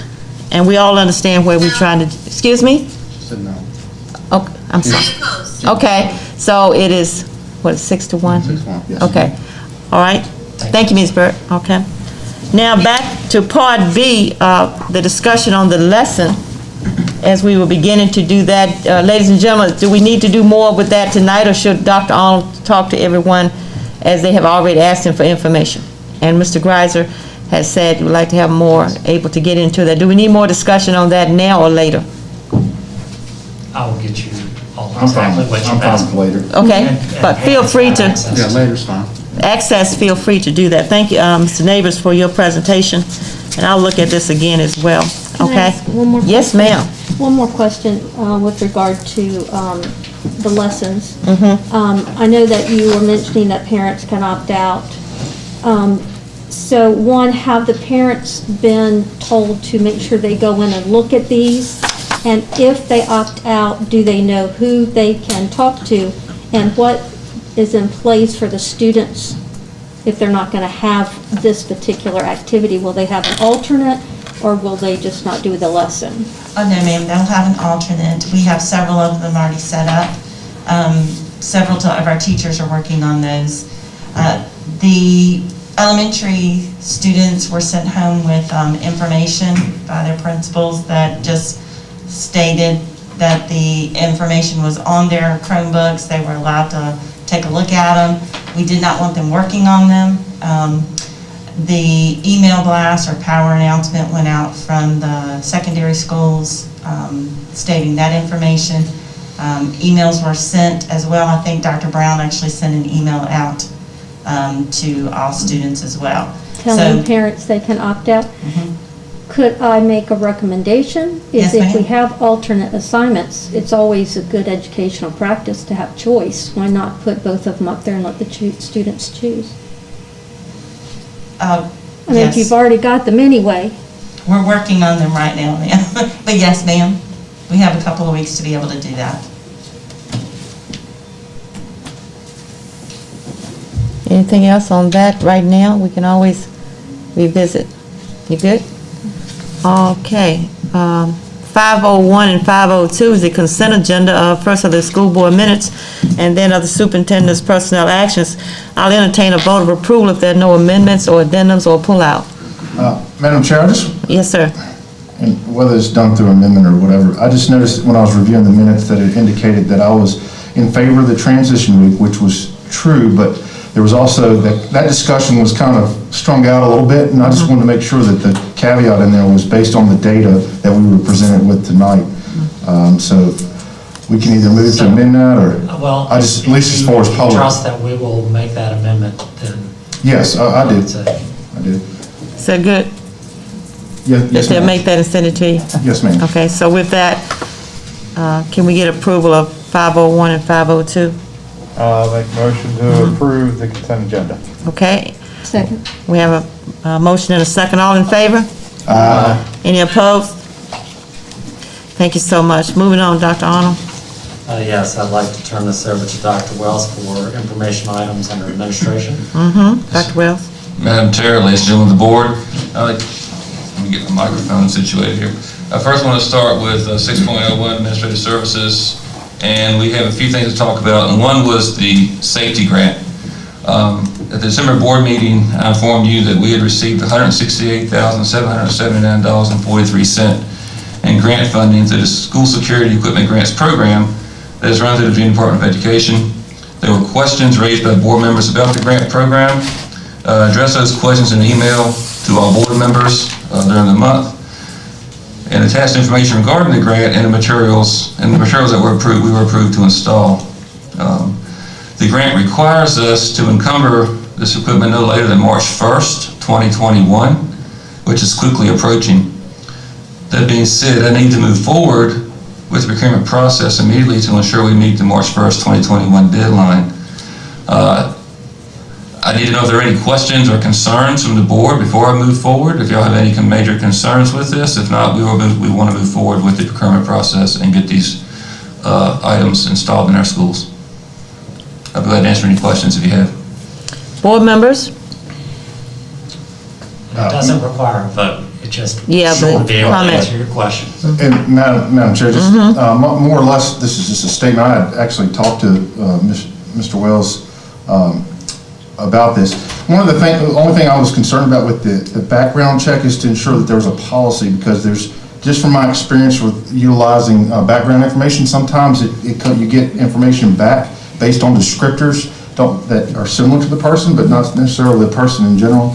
So that I just wanted to ensure that, and I feel confident Dr. Wells will put this in place, but that there's a policy to ensure that there's a secondary check if you do get a hit or a confirmation that somebody could possibly be, whether it be a sex offender or something that precludes their contact with children, that there's a follow-up to ensure that. Because I ran into, when I was at Ty River for a little bit, I ran into an experience with a parent that was kind of embarrassed because once you check the descriptor information, it obviously wasn't that parent, but the initial response from the lady that did the background checks was to prevent him from going on a field trip with his child. And luckily I was there to help hash that situation out. But I feel comfortable, but I just wanted to make you all aware that was a conversation that I had with Dr. Wells about that. Okay, good conversation. And we can put procedures, as I told Mr. Greiser, we'll have procedures in place where if there's something questionable, we will contact the school resource officers and they can do the follow-up background checks if there's someone who, obviously information seems to be incorrect. Any other concerns from anyone before we, good? Okay, what do you need a, No, I just want to make sure I answered your questions okay. and we were in agreement. all right, Good thing. keep going. All right, CIP Building Committee. When the CIP was approved in November, the school board expressed desire to develop a committee to study the proposed improvements and additions to Amherst County High School. We're at the point now where we need to start forming that committee and start looking forward with the CIP. This is 2 years out now. This is going to be a prolonged process. We need to get this committee formed. Mr. Greiser has expressed interest in being on the committee. We also like to get a board of supervisors member on the committee, community members on the committee, as well as school administrative staff as well. So if we'd like to get the committee formed, Mr. Greiser, are you still? I'm fine if it's the pleasure of the board. I don't want to. Yes, sir. Okay. And then I'll ask Ms. Ligon and Dr. Arnold to maybe communicate with the board of supervisors to maybe have someone from their side identified to be on this committee as well, and we'll start getting it together. I would like to have the first meeting hopefully in February, if not, it'll be in early March as we get this committee started. But we need to start looking at this and getting some ideas together, because with the amount of funds involved and the amount of work involved, I think we need to get a consensus and move forward. Okay, thank you. Any questions or comments? Okay. Construction at Amherst Middle School and Massillon School. We had the facility study indicated some issues there with those buildings and the structural areas of both schools. We were moving forward with the engineering study, architectural planning for the proposed work at those two locations. We have sufficient funds in the CIP to cover the cost of the study. Ms. Crouch has additional information on the amount of funds available in the CIP if you have any questions about that. We do continue, our plan is to have construction take place this summer, so we're going to start moving forward with the planning process and the aspects of those two buildings. We can get those two buildings under construction this summer. Are there any questions regarding that, or if Ms. Crouch may have some better numbers for you than I have? Not at this time. Forward. Okay. Thank you. So COVID-19. Again, that's been a major focus of ours this year. So first I want to thank you for the January 4th workday. That allowed us to make over 500 phone calls to parents and staff. We were able to identify students that were quarantined during break and were cleared to return to school, as well as identify over 120 students who were exposed to COVID during Christmas break that we had to place on quarantine before they could come to school on the Tuesday. So the nurses and the administrator really do appreciate having that day, because we were able to get, if we had to do that while students were in school that Monday, it would have been a very difficult situation for us to go through. So that day really was appreciated, really did help us with the safety of our students. COVID numbers as of today. Right now we have 223 students on quarantine, and we have 11 positive students, and we have 30 staff that are quarantined and 5 positive staff. This is well below where we were in December, and we hope we'll continue being lower than we were in December, but in December around this time there were 400 students quarantined. So we're about half where we were in December right now. So on that, any questions or comments regarding our COVID-19 numbers? And Dr. Arnold will have more about that later on. Not about the numbers, but I'm just curious about the vaccine. Have y'all heard any? Okay, I'm getting there. All right. Before I get to the vaccine, I do want to mention Amelon. As you know, we had to put Amelon in a remote learning status for this week. I want to reemphasize, as I said in my statements and the message that went home to parents from Amelon, this is not due to an outbreak, but the due to the staff that was already quarantined, and the additional staff had to be quarantined due to the positive cases that were there that were reported Monday. That impacted our staffing, our ability to staff the building effectively and safely, which required us to have to put them in a remote status for the week. The teachers that were placed on quarantine will be cleared due to the CDC guidance. They're cleared to return on Tuesday, and so far we feel we can have resume in-person instruction at Amelon on Tuesday. Students still have to quarantine a couple more days, but the teachers can return. But this was due to a staffing issue, not an outbreak. We did not have an outbreak at Amelon. We had 2 cases reported, but those 2 cases, in addition to the other staffing issues we already had due to people being placed on quarantine, caused us to not have enough staff to run the building effectively. And that's where we were with Amelon. Are there any questions regarding that? Okay. So vaccination information.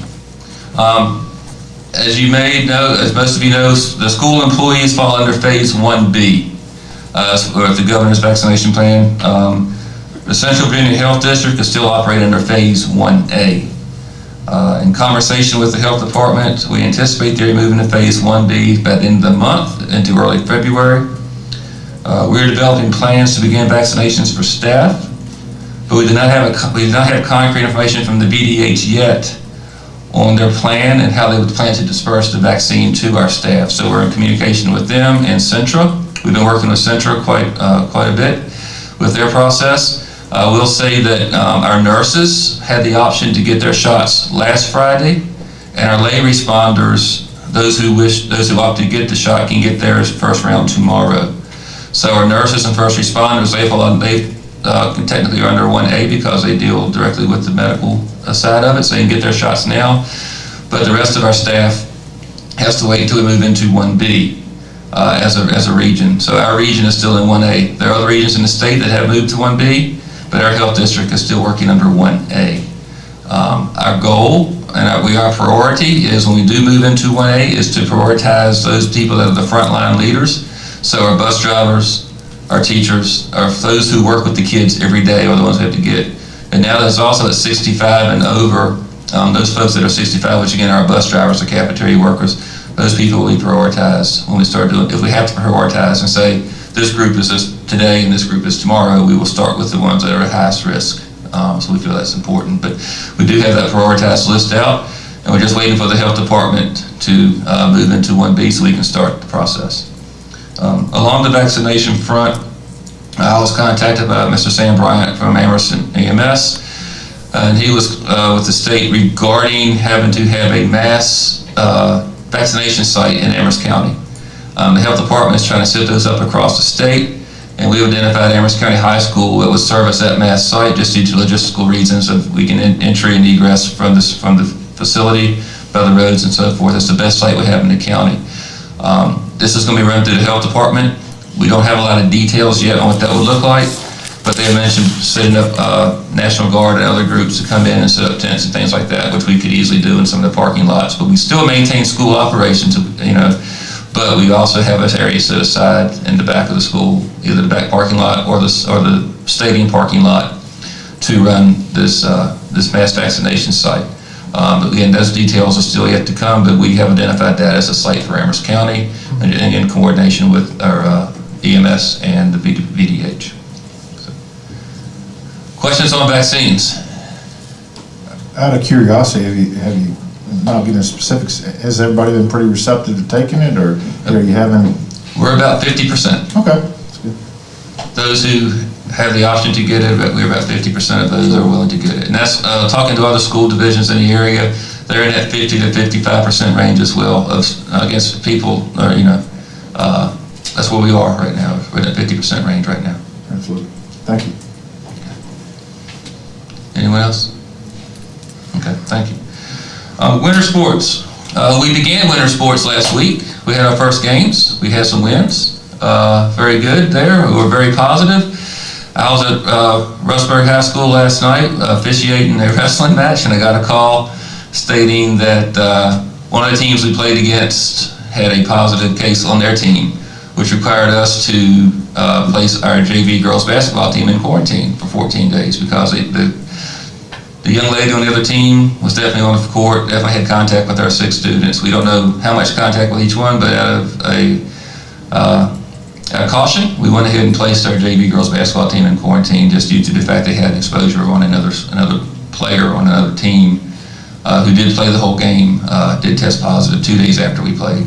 Out of the game, they went through all the clearance, they were cleared to play, then 2 days later they did test positive. And we were notified of that yesterday, and we went through our mitigation steps and placed that team on quarantine. The varsity team, since we have them separated, was not impacted by this, but the JV team, girls basketball team, was. Along the same line, as you know, the Seminole District did initially say no fans, no spectators at games. After talking with some of our senior parents and the senior athletes, it was amended to allow a senior night. So each sport will get to have a senior night in which the parents can come and be recognized, watch the children play at least one game and be recognized before the game for their senior night. We already had for boys basketball, that was the first game, just in case we had some COVID-related issues that required us not to be able to play. We went ahead and had the first home game, and they're moving through with the other teams as they have home events to have a senior night. So at least one night they'll get to come.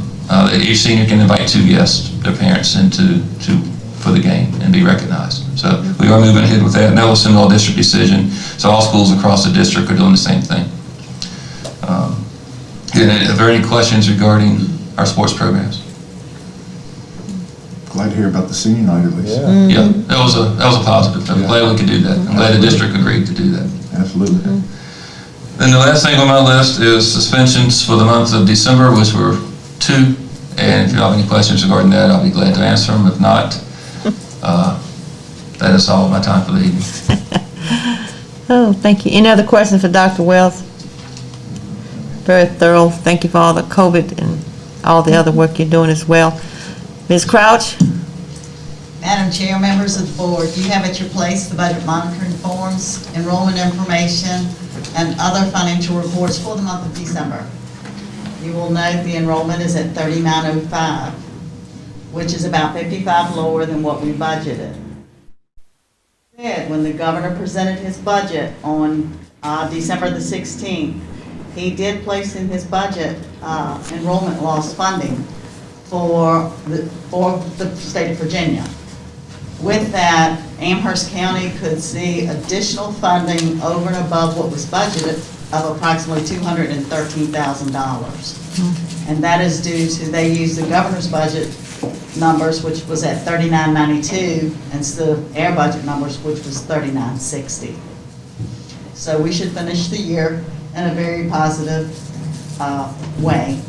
We have also received notification that Amherst County Public Schools will be receiving over $3.2 million in the CARES funds, number 3. We have until September 2023 to obligate those funds and November 15th to spend those funds. Therefore, we can continue with some of the expenditures that we have had this year, such as childcare, the additional custodial staff, instructional assistants, and other items that will be presented in the upcoming budget. We have spent the full $150,000, invoiced the Board of Supervisors, and have received that money back. We have also spent the $699,000 on PPEA and other items for the CARES Act 2 money. That report has been completed and submitted to the Department of Education. I would be glad to answer any questions. Board members? Good news. Yes. So one important thing there. Are we in good shape? Yes, ma'am. Well said. All righty. Let's see here. Accountability measures. So the first thing on accountability is history update, and I'm going to provide you with that presentation. And so there were many questions over the last couple of months regarding the history standards, and I just want to kind of walk you through what has happened at the state level, what we're required as a division to do, and then how we're going to respond to all of this. And so here's a timeline. If you look at it, in 2019, the fall, the 2015 history standards were approved. They were implemented in the fall of 2020. Now, what happened in the fall of this year with the 2015 standards, there were edits made. There were additions made, and those additions are the information that we've been discussing about what has been added. There was no public comment provided by the VDOE for those edits, but those edits were made and they were approved by the State Board of Education, and they were approved in the fall, and they require us to start implementation of them in fall of 21, so next school year.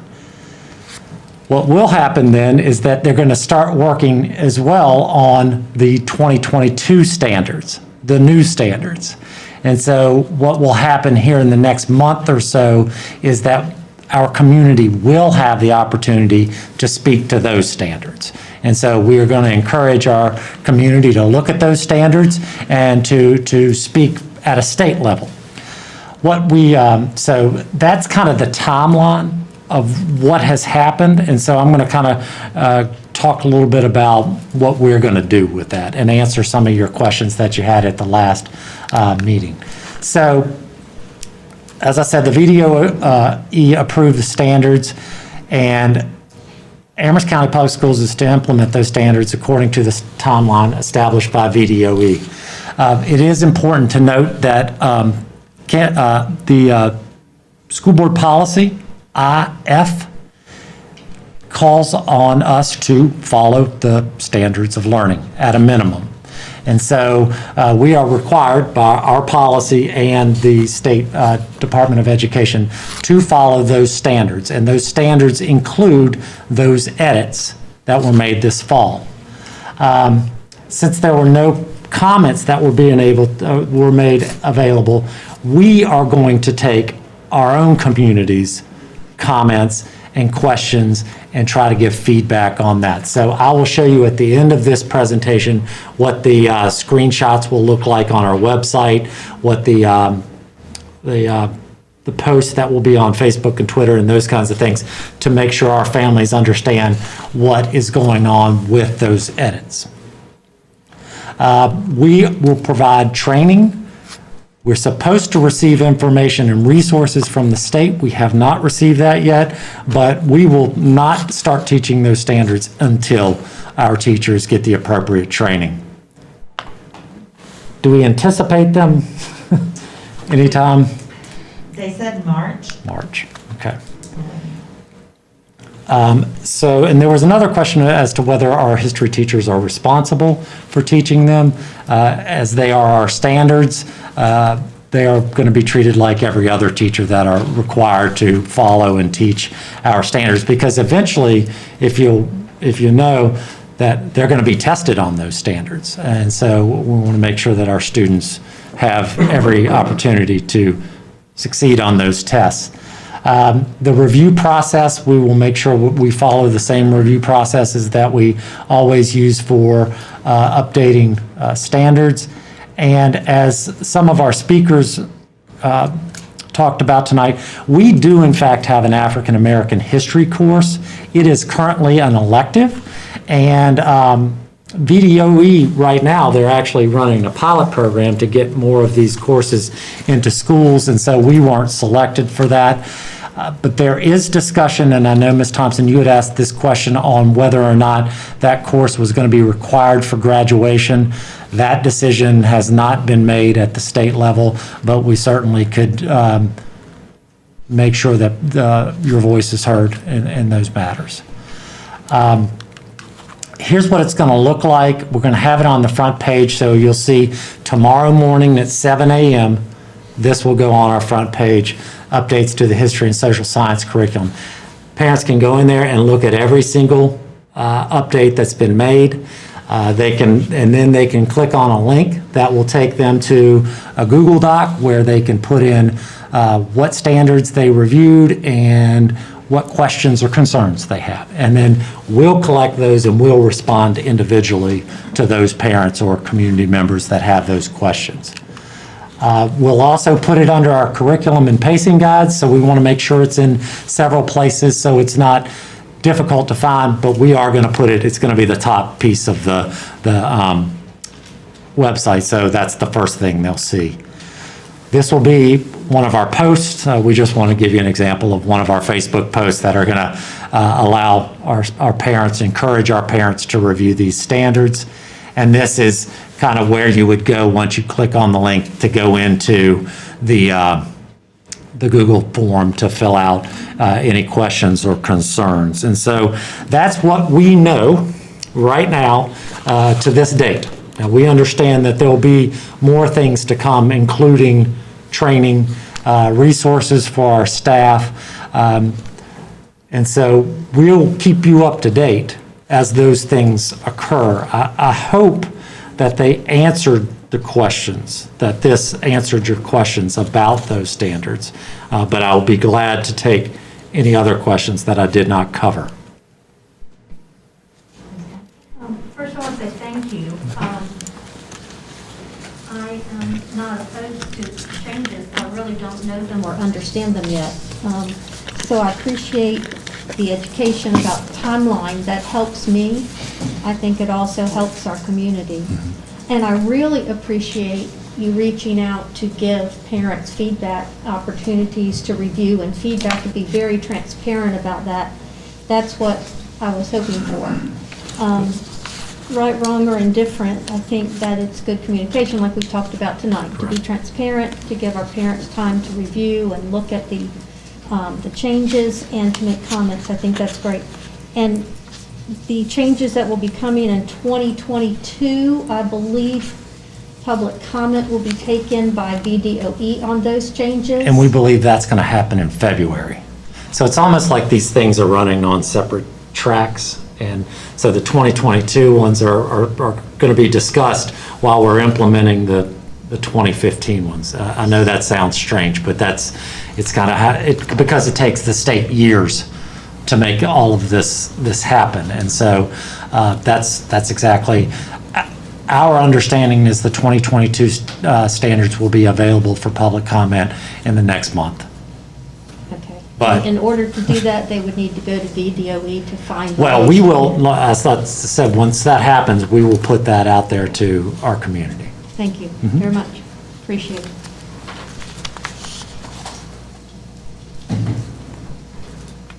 Okay. The next piece is gifted ed report, and I'll turn it back over to Dr. Norman. If I can add one more thing in, you have in your packets information regarding the testing updates. This is the emergency guidelines for locally awarded verified credits. The reason I'm bringing it up at this time is because we are utilizing this, as you learned in December, for our writing SOLs. And we are also utilizing this for our history SOLs. So we are, in order to do that, we are establishing a local review panel. On that panel will be a division personnel from the content areas that are specific to the SOLs that are being addressed, as well as myself, special education, and the assessment supervisor, so that we can review all of that information. If you have any questions, I'll be more than happy to take that, but I also have in there updates for you regarding the specific history SOLs that will be assessed this way, and then an update on the writing SOLs.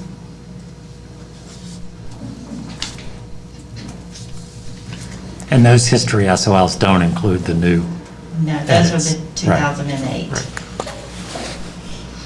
The gifted report that you have in is the state. The state comes out annually and provides us with the Virginia Department of Education gifted report.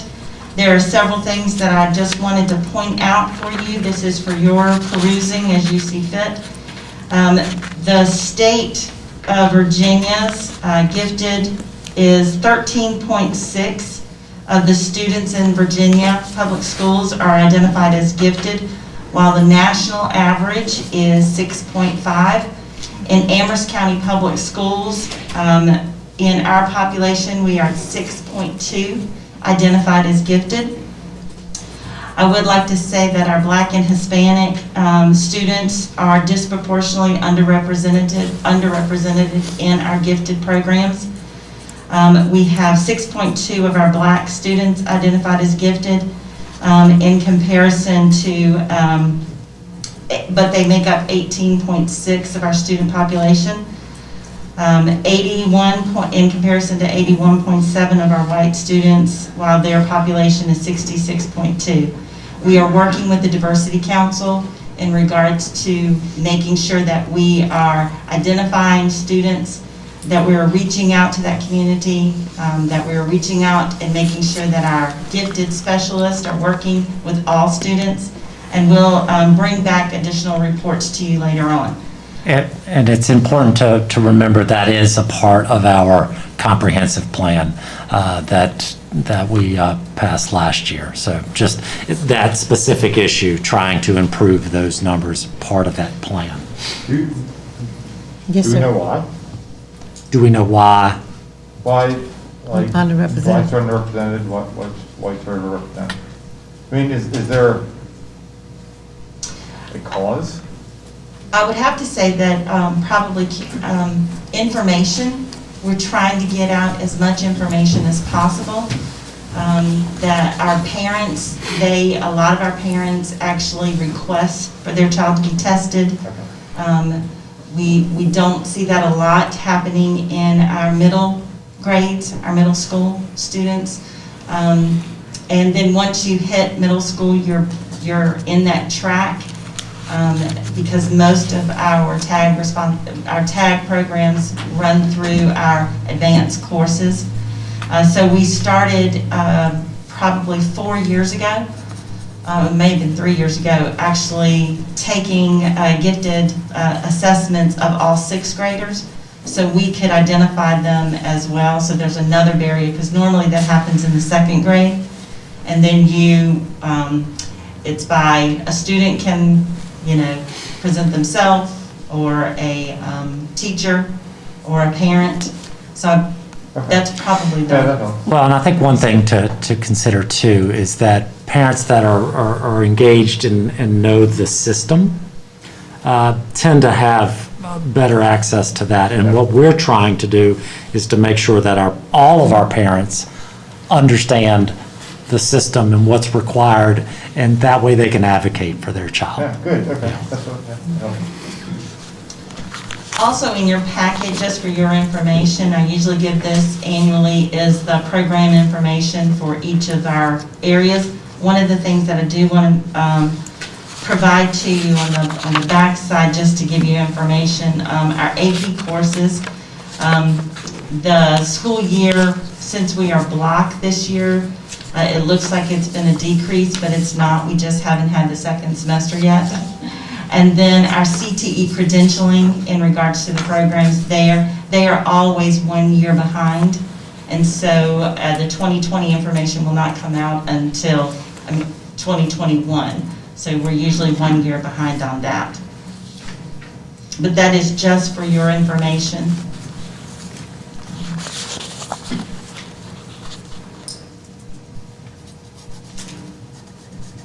Then I'll move on to the next item. You're okay? I'm going to skip the transition plan because we've already reviewed that information, and I would like to provide you information on our virtual learning. One of the things that was requested from the board last month was just some specifics on differentiation and student engagement and what we have done with our teachers.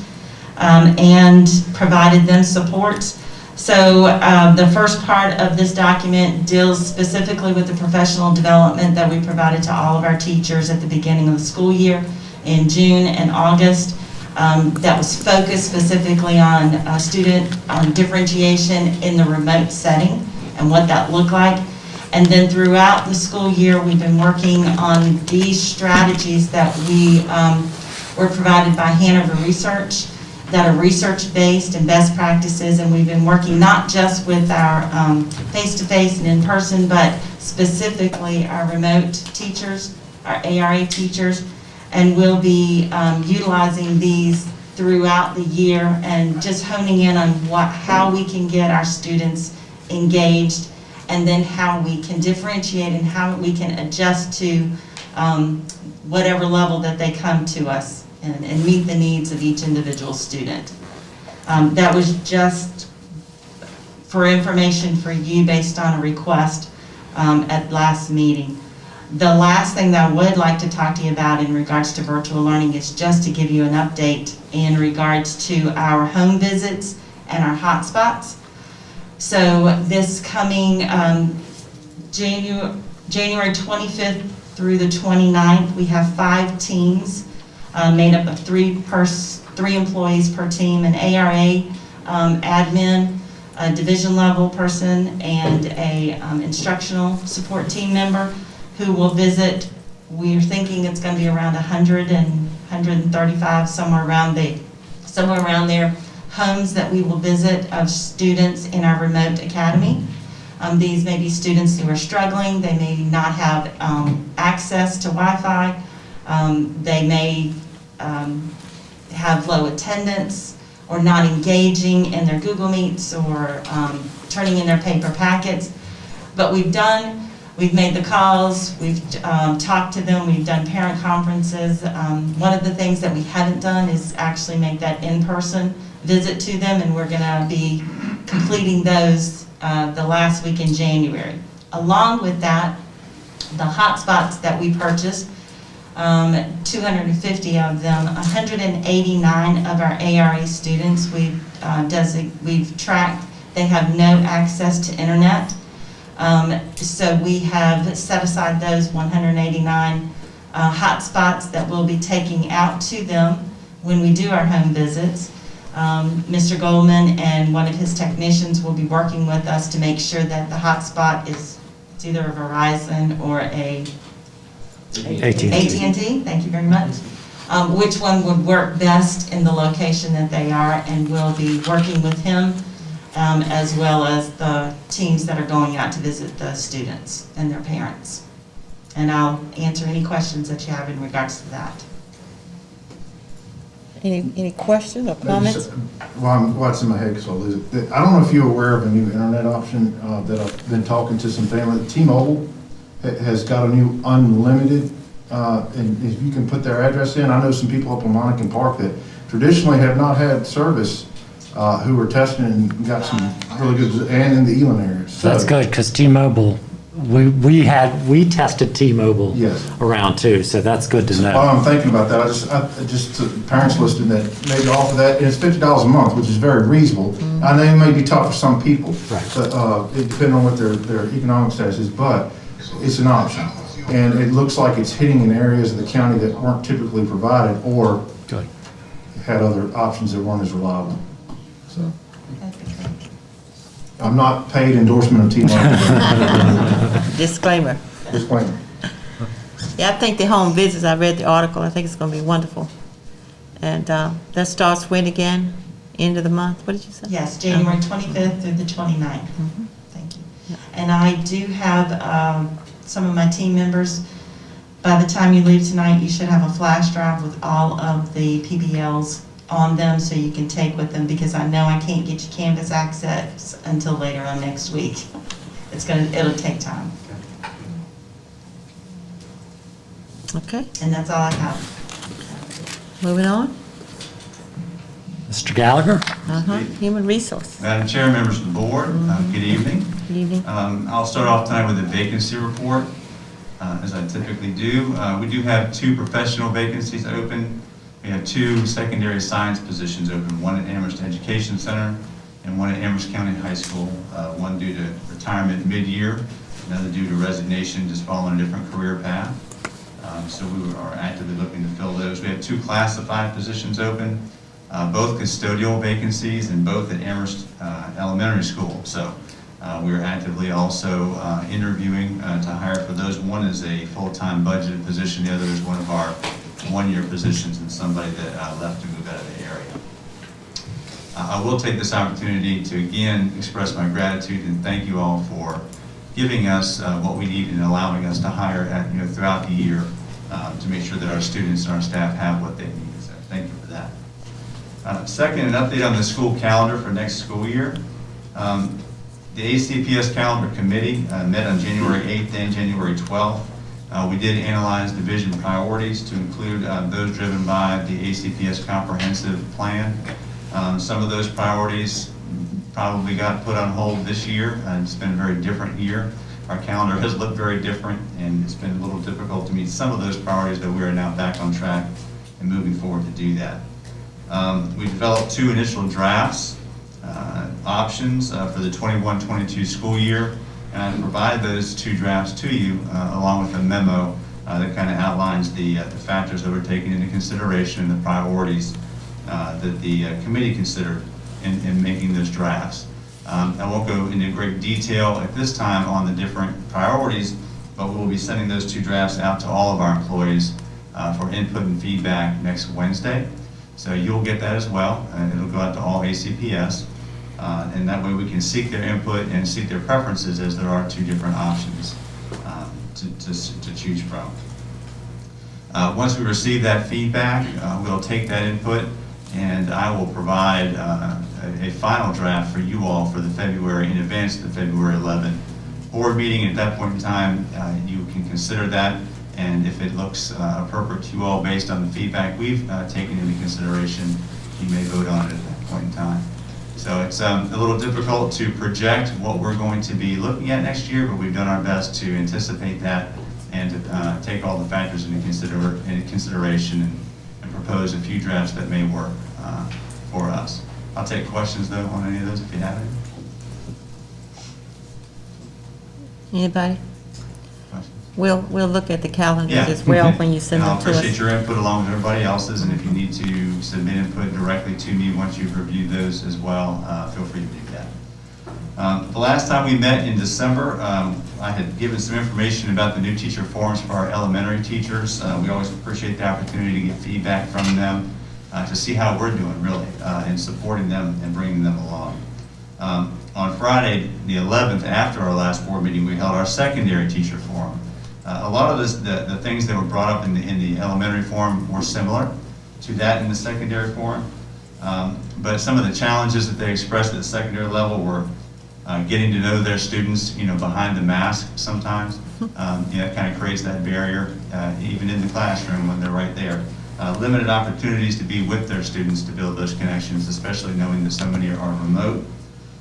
Some challenges that come with remote learning, as was expressed by the elementary teachers, inconsistent work submissions sometimes, student engagement, especially in the lower levels in the ARA, and some school-home communication. So I think they've continued to work on those things, and they've continued to get better and better as well. The things that were most rewarding to our secondary new teachers were also very similar to those of the elementary teachers, and it came back to students. And it was the interactions, the relationships, seeing them excited, seeing their progress, and the opportunities to be there and make a difference for our students. And so they very much have appreciated that. They also noted that they were very happy with the administrative support and the mentoring supports that they've been provided with. So that was nice to hear back from them in a positive regard at the secondary forum. And that's all the information this evening that I have for you, but I'm happy to take any questions regarding any of that. Okay. I just had a note that came to me, could be for Mr. Gallagher or Dr. Arnold or Teresa. It says, I'm not sure if you watched Governor Northam's State of the Union speech, but in his speech, he mentioned that Virginia teachers had received a one-time bonus. I just wanted to inquire as to why Amherst teachers and staff did not receive this benefit. I'll speak to that in my section. Okay, all right. Thank you, Mr. Gallagher. Anything else from Mr. Gallagher? Okay, we're moving on. So it is our the young people. student reps. Yeah. Yes. Hello. Hello. Hello. Hello. There we go. All right. Well, hi, I'm Colson Davis. I'm back again. Good evening, Madam Chair, members of the board. Currently, we are getting back into the groove of school, coming back into Christmas break, and it's probably one of the longest ones I've ever had, which I fully enjoyed. And there's not much to report on, but I do have something. Our school has developed a group of students that have space in their schedules to go and fix Chromebooks that have been damaged. And luckily, I've been gotten to be a part of this group, and it's pretty cool, I guess, learning a new skill, something that I guess I wouldn't really have done before ever in my life. I now have that new skill, and you're also doing a favor and fixing these Chromebooks at the same time, which I think is a really cool opportunity to have. That's about all I have. And I'll say that's in conjunction with that help desk that we had talked about earlier on. That's So. wonderful. Good evening, board members, faculty, and parents. Hope everyone had a great Christmas and a new year. The pandemic has changed a lot. It has changed the school year a lot. Due to the new class schedules this year and limited face-to-face time, some of the teachers I've talked to are having difficulty covering all of the subject matter in a reduced amount of time. In my experience, teachers are either covering the subject matter too quickly or are not able to cover all of the material. Based on my interactions with students, they are having a hard time learning online. And in my opinion, any additional resources would be helpful. The National Honor Society students have the opportunity to get volunteer hours by tutoring students virtually. At this time, Mr. Crawford and Ms. Cruz are organizing virtual tutoring and will send out information to parents and students. Thank you. Good inside information. Yes, absolutely. Thank you so much. Dr. Arnold? Okay, so the first thing I will do is talk a little bit about COVID-19 beyond what Dr. Wells talked about. In December, we were, as a community, at 76 cases per 100,000.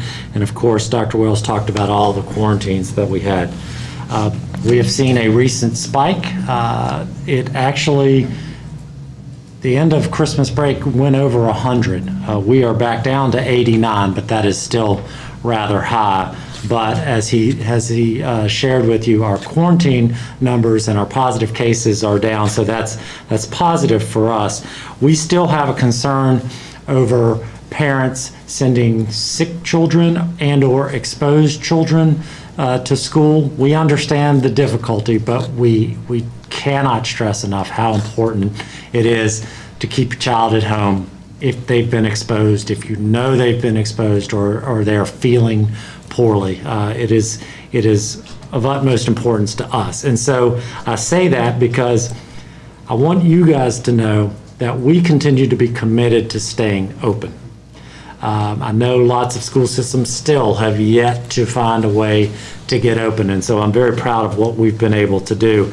And we've often been asked, what's it take to close a school? Well, we found out this week what that took, and it took about half of the staff being quarantined or out due to COVID-related issues. And so we could not run school with that few staff. So that will be why schools close, and because otherwise we feel like we're doing a really good job of continuing to move instruction forward, and that's due to a lot of effort by the folks in our buildings and Dr. Wells and his team.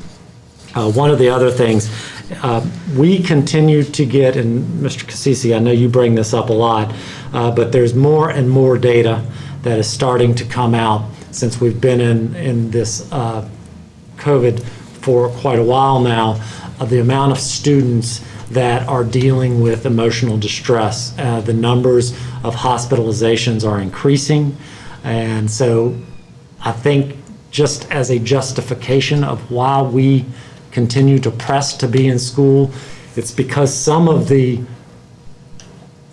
unintended consequences of not being at school are pretty devastating too. And so I know that I'm preaching to the choir here, but I just wanted to share that, and especially for folks that might be listening and wondering why we remain open, because I think we've been able to handle it in our buildings and then provide quite frankly, a safe haven for some of our students to be able to come to a safe space and have positive interactions. And so that's my COVID update. I know Dr. Wells covered most of it, especially the vaccines, which is very important for us to start moving forward. I have a technology update. Dr. Norman took some of my technology updates, so I got one for you. The SCS mobile units that we showed you at the last meeting, 3 of them have been in place. They are in place now. One is at the Tanglewood Mobile Home Park, one's at Mount Pleasant United Methodist Church, and then one's at the Monroe Center. We're currently trying to find one north of Elon. We're having problems finding place where people can park, and when we find the place where people can park, we don't get a signal. And so we're still working through that. So we have that one and one more to go.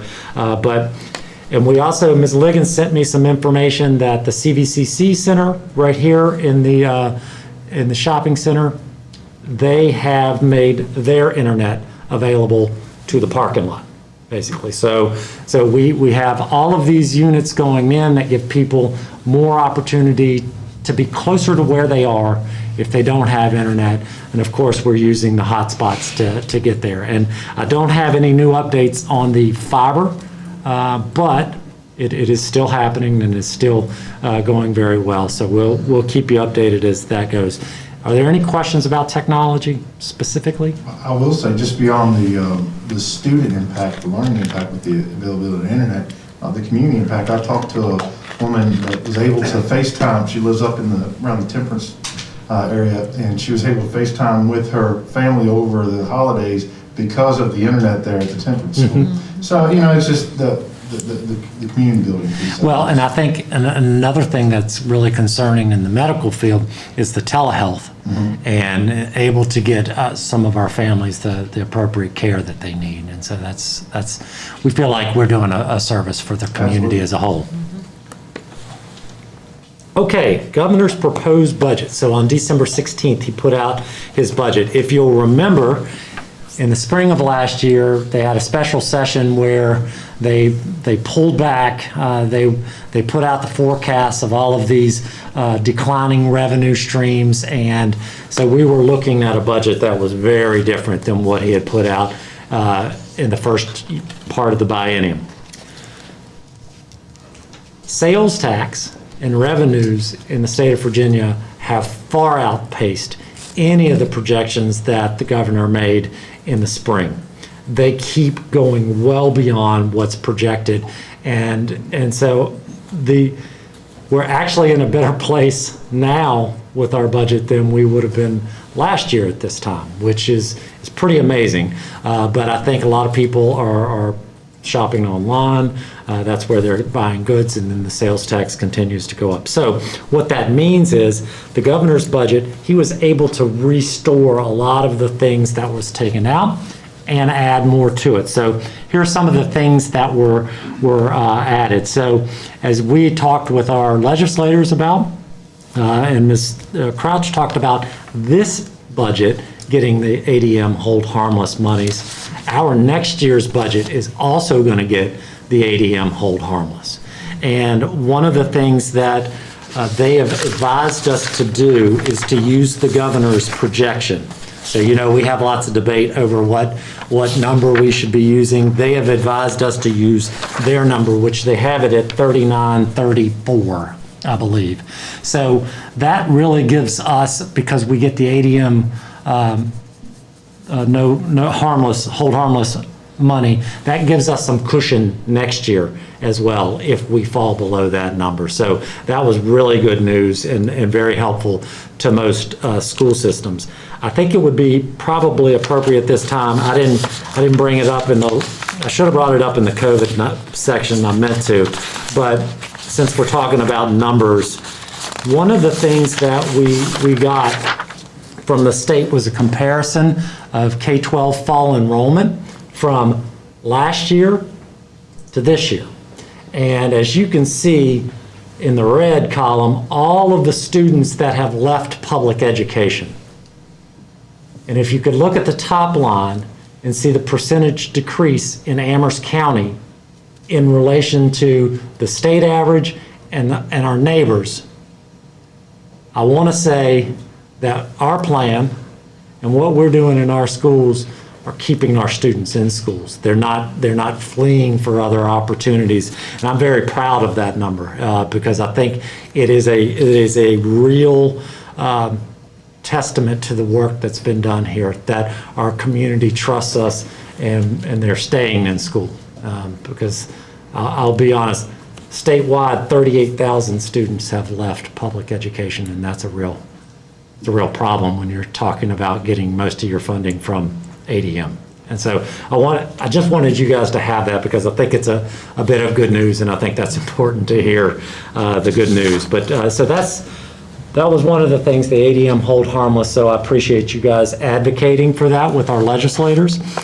The 2% bonus was what Governor Northam put in his budget in December. So nobody's received that 2% bonus yet. But what he stated this week was that if revenue projections continue to outpace what they had said they would be, he would move to make it a 2% raise or higher. That was the exact language because I went back to the newspaper article. So it looks like, as opposed to a 2% bonus, which doesn't impact a VRS, and it's a one-time number, 2% raise would be much more beneficial to our staff. And so we hope to get some more money there to make that happen. One of the other things that they were providing money to make sure that we had 325 counselors to one student, 325 students to one counselor. That makes more sense. But Amherst County already does that, right? So I just wanted you to know what the governor put in his budget, but we've already met that. They're increasing the per student allotment for VPI students. So those students, I know that the governor's, one of his big pushes has been early childhood education, and he wants to provide more money per child. And so we're going to get some more money there. And of course, the CARES Act, which Ms. Crouch talked about, the $3.2 million, we can use that to get us through the next couple of years, especially since things might not change completely back to the way it's always been, and so it's going to require that added resource. And so we'll have some ideas about that for you guys when we start to present the budget. We do anticipate some increase in expenditure. So we're receiving more revenue from the state, but as always, our bills go up too. We are waiting for our consultants to give us the health insurance projection. We anticipate that It'll be the second week. second week of February, so y'all will know that by the time we put the budget out there. But of course, in most cases, that insurance rate goes up, and so we understand that that will be an increase to our expenditures. We mentioned in the fall the HVAC maintenance contract that we have with Southern Air. That has been unchanged for 9 years.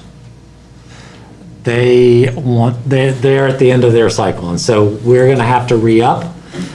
We're seeking different options out there, but we believe it's going to go up. So that yearly maintenance fee is going to go up, and so that's going to be an increased reoccurring expenditure to the school system. And of course, staff compensation, which I know is always important, and so that will increase what we have to expend. But those are the three things that we are certain of right now that are going to be increased expenditures. So I think overall, very good news, and I think we can. Ms. Crouch and I have talked several times about being able to put together a very positive budget for you guys moving forward. I've received a couple of folks have put input on some of their budget priorities. If you've not done that, please do that before we're going to start getting into the crunching numbers piece of this. And so if you can do that, I'd appreciate it. But this time I'll take questions about his budget. Now, remember, the House and the Senate still need to do their thing, but it's that'll happen in late February, I believe. February 27th. Yeah, February 27th. Anything right now, gentlemen, ladies and gentlemen? Madam Chair, I think, was that question that you got, was it in because I think one of what people are seeing in the news locally is some other school systems. Right, so Yeah, other that's schools, what's related to, yeah. so other school systems gave bonuses. But it is important to note that Amherst County gave raises Yeah. to their employees that these other school systems did not give. And while bonus is nice, it doesn't impact long-term. It doesn't impact your VRS. And so we felt really good about the fact that we were the only place that gave that kind of raise last year. So I hope that answers that It did. question. I'm sure the person is listening. Anything else now? It seemed like pretty good news so far, early on yet, very early on. I'm scared because last year we so good and then we don't get pulled out from under. Well, We fared fairly well. But yeah, you're right, fairly well. All right, continue on, Dr. Okay, this will be the last time I can remind you that your statement of economic interest is due to Ms. Crouch by the end of the month. She will come looking for you if you don't get it to her. And if you need help or assistance, you certainly can reach out to her. I put down here our retreat, information about the VSBA and our retreat. So as I was thinking about this today and a couple of days before, I wanted to make sure that we use that time wisely. I don't think we're going to need but half a day at that retreat for our budget. So I want to use the other half to be productive. And so we had decided that we would use time in February to deal with the equity. So what we would like to be able to do is find some time that VSBA can work with us as a group on governance training and re-looking at our norms and making sure that as a group we're still going in the right direction. Ms. Ligon and I have talked about that. They've reached out to us and they have space available. So what I would like to do on March 4th is do half the day with budget and half the day with the Virginia School Board Association. I just think it's always good to kind of keep up with what is new and what is expected of all of us. And so any questions about that? I'm just... What day are you throwing out there? So that's March 4th. That's on our budget calendar. And then I'm going to get you options for February for the equity discussion. Everyone okay with we already knew about the March? Yes. Okay. And my last piece is school board election cycle. So up in the fall, we have 3 of our members. Ms. Wright, I'm sorry, for the 3rd straight year, you have to go through the process. And so you're up, Ms. Thompson, I believe you're up in the fall, and Mr. Cassisi, you're up in the fall. I'm just giving you the reminder that if you intend to run again, filing is due by June 8th, and they'd like you to be a little early on that so they can process it all. But and certainly if you're thinking about not running or running, I would appreciate the conversation prior to that as we move forward. And my last piece is you have a magazine at your place, Lynchburg Living. We have marked the pages that Amherst is on. We have one ad on one page and then the top school award on another page. So those are your copies. We wanted you to have those. I'd like to say as well, Lynchburg Living's parent company, Virginia Living, does a top school systems in the state, and Amherst is also going to be recognized in that publication. So when we get that, we'll forward those along to you as well. So really good news for our schools, obviously, that the work that they're doing is being noticed. Good stuff. And Ms. Ligon, that is all I have. Okay. Well, we're going to expedite once again. Board members, do you have, I don't think, let's see, STEM? So Terry? STEM has not met. Okay. Wants to go ahead and do our. Yeah, do all your stuff. Okay. Have stuff. Good. So, I would like to thank, again, everybody who spoke on the equity issues. Please give the board a chance to get it right. We want to make sure it's right. Mr. Thompson, thank you for sticking around.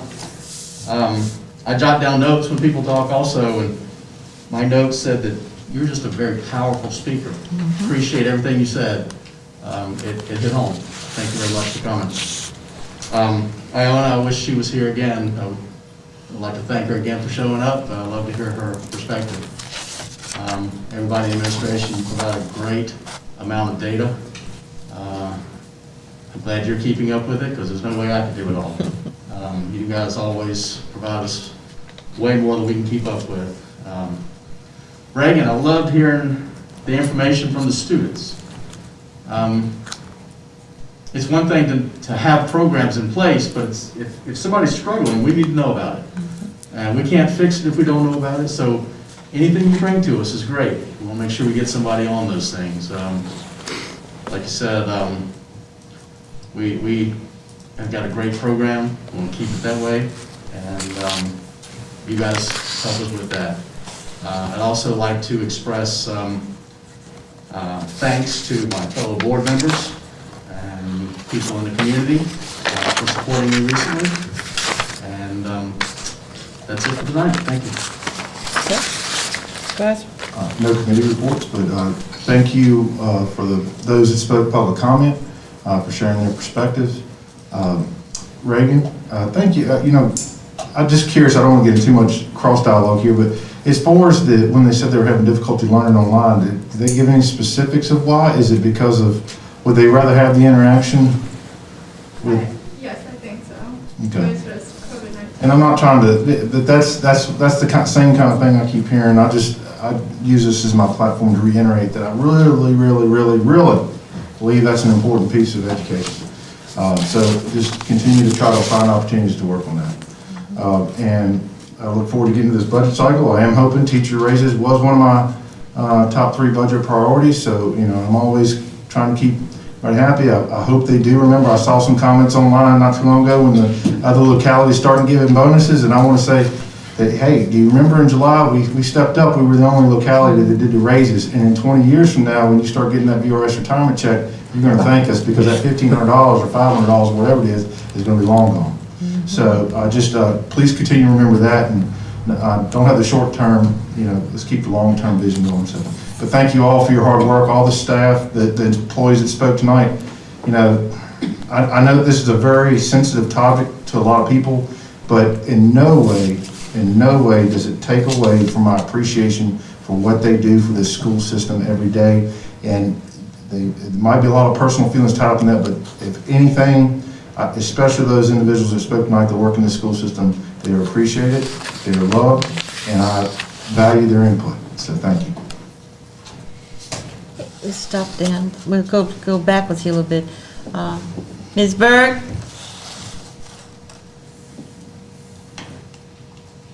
I just called. I can't hear anybody. Okay. Yes, I just like to say thank you to all our community speakers that came out tonight.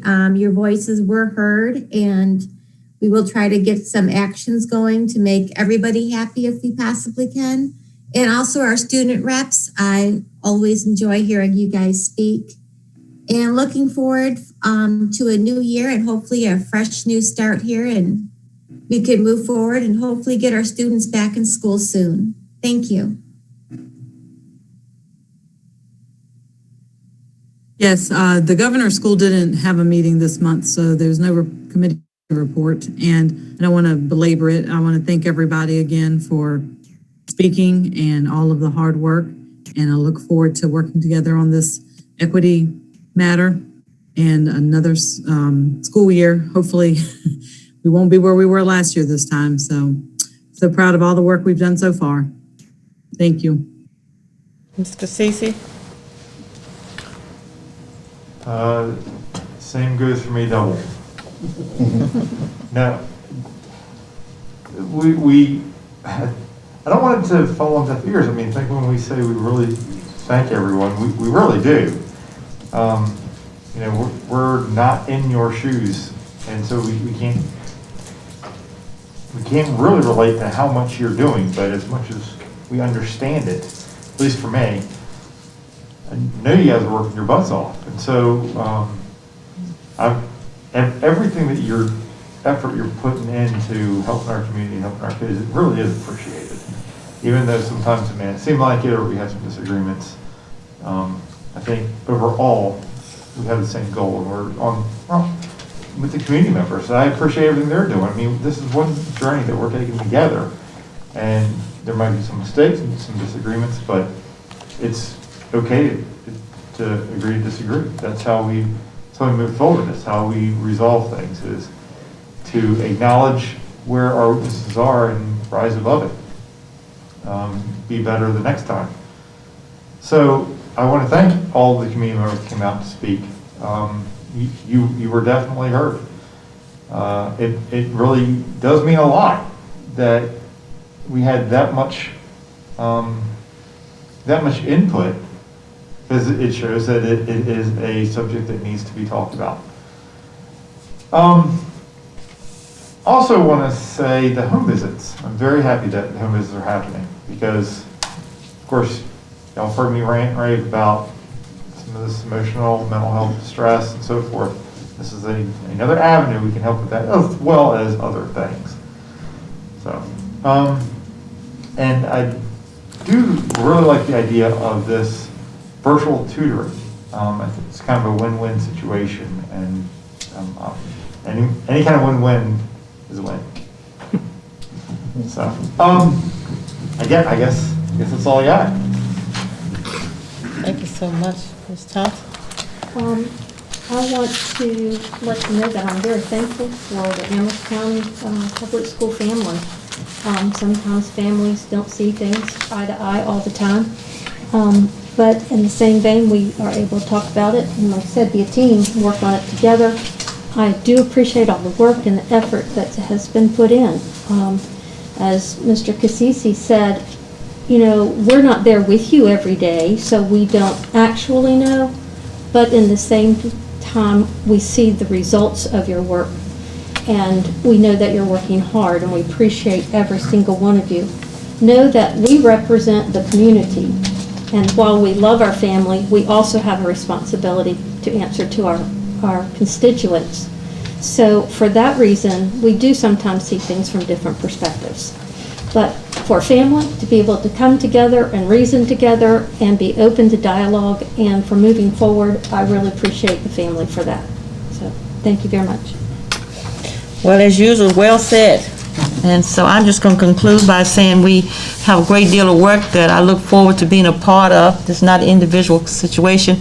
The to-do list is going to be pretty good for us. We really want to, Dr. Norman, you brought to light one more time why we wanted to have an equity officer here in Amherst County, because we're slipping a little bit on what we said about 5-6 years ago about the gifted program. We had that conversation about the numbers of the gifted program, the underrepresentation, and now we've seen it going back to where we were. So it's not anybody's fault, but we need to, best practices are only as good as the practicer.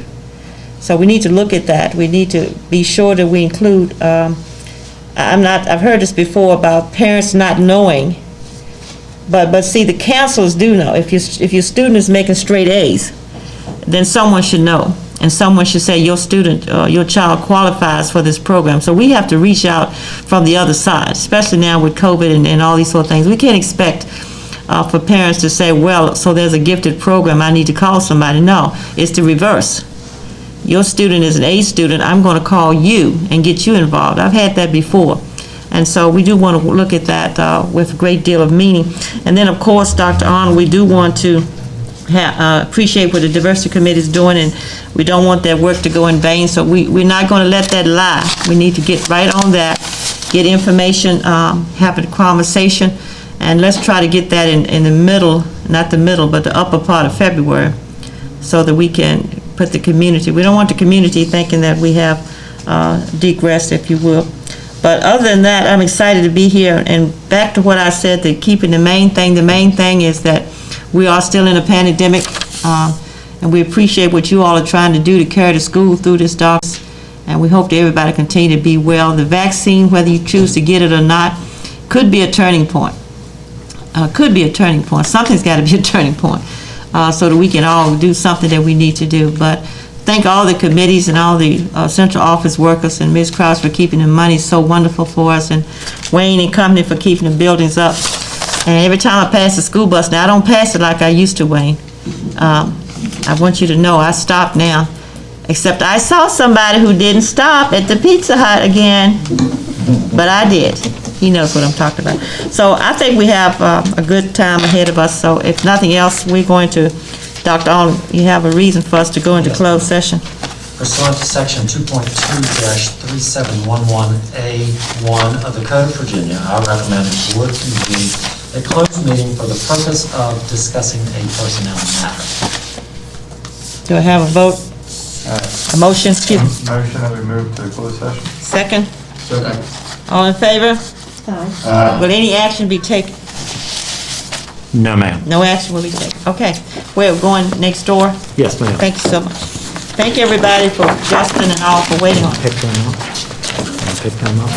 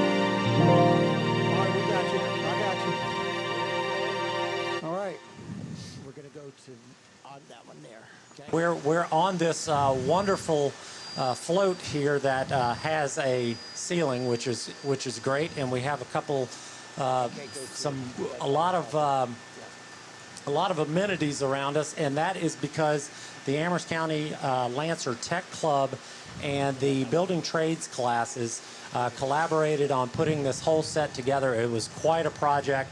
So I want to first thank Mike Cargill and the Amherst Lancer Tech Club and Mr. Roy Pryor, who is the instructor of the building trades class. This is all student generated, and it's fantastic. And once again, it's why Amherst County Public Schools is such a wonderful place, because our students are involved in all of these projects. So if this truck is ready to go, I think we are ready as well. Yep. Let's roll on and show everybody what we have to offer tonight. We're going to go to the main, go to this one up here, and cue music. Oh, our chauffeur's working his way back now. I just saw him come by. Well, for everybody's perspective, we are at the second Amherst exit. We're at the end of North Main Street up near Grandview Drive, and that's where we'll be starting. And Mayor Tuggle will talk to you a little bit as we go down the street about the house decorating contest. Tell those guys they need to get on the trailer. Get on the trailer.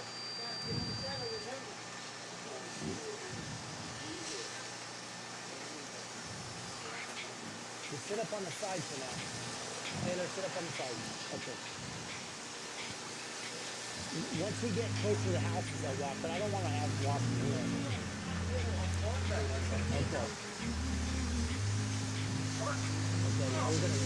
So just be patient with us. We usually have technical difficulties in the best of situations and circumstances, and these aren't the easiest circumstances to deal with, but we will be with you shortly. We're going to go to a short 2-minute break. All right, so I'm being told that to fix some of these issues, we're going to go to a quick 2-minute break, and we'll be back with you shortly.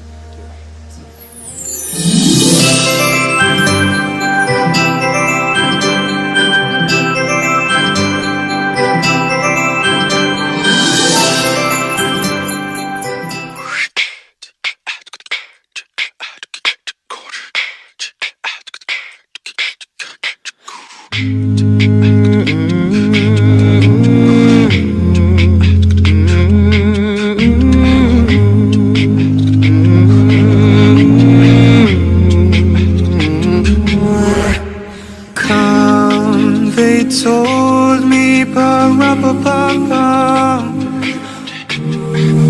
a newborn king to see ba-ra-ba-ba-ba. Our finest gifts we bring ba-ra-ba-ba-ba, to lay before the king ba-ra-ba-ba-ba, rum-ba-bum-bum, rum-ba-bum-bum. So to honor him, pa-rum-pa-bum-bum, when we come.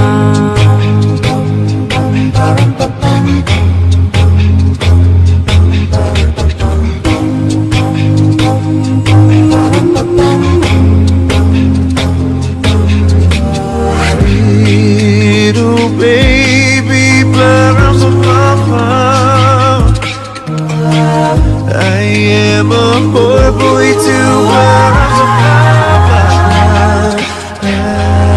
I have no gift to bring,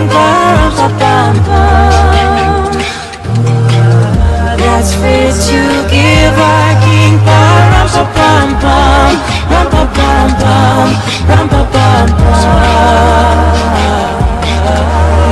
Shall I play for you?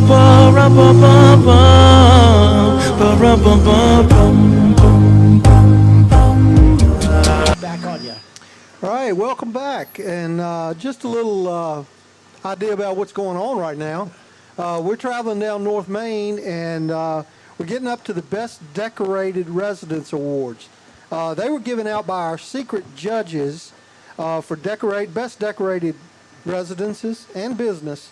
Our secret judges were Linda Gertler and Colleen Martinez. These ladies drove up and down Main Street several nights viewing the houses and the business displays. They said it was fun to look and experience the level of spirit in Christmas and the beauty of the decorations.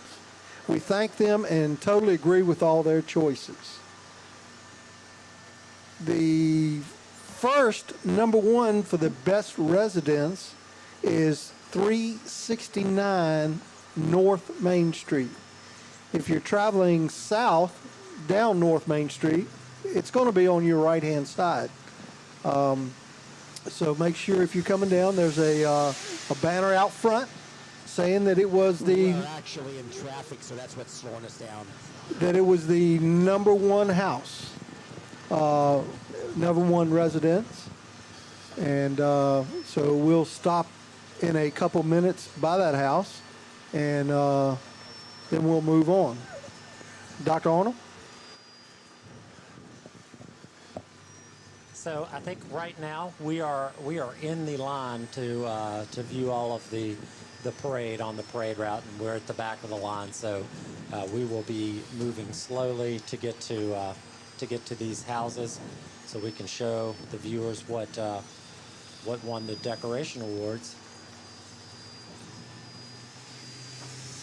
I'll say, Mayor Tuggle, even though it was very rainy at 6:30, we had cars backed up to 29 waiting to start the parade, and so we have a lot of folks out there right now on the parade route watching despite the weather. And so I think it really shows the need for this type of event during this crazy year that we've had. And so the goal and what the town of Amherst has done is to provide some cheer, some holiday cheer, during a very difficult year. And so we want to thank them for all of that they have done this year. Yeah, it is, it's unbelievable. I think people just needed to get out and have some, as I said, have some happiness, and that's what this is about.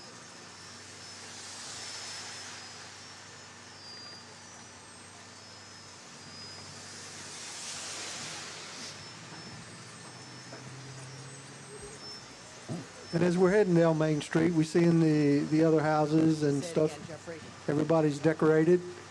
Okay, the best decorated residence is coming up right about, okay, Mark, need to go to Mark needs to get on the other side. Okay, we are pulling up to the best decorated house, and in a few minutes, less than that, a few seconds, you will be able to see the house. Mark needs to get over there. Our camera guys are on their way. And I need the two people with lights. So just to help people understand, there's one side of this trailer we cannot see out of, and the other we can. And of course, the best decorated house is going to be on the side that we cannot see out. So we have to send a cameraman over to that side and show us everything.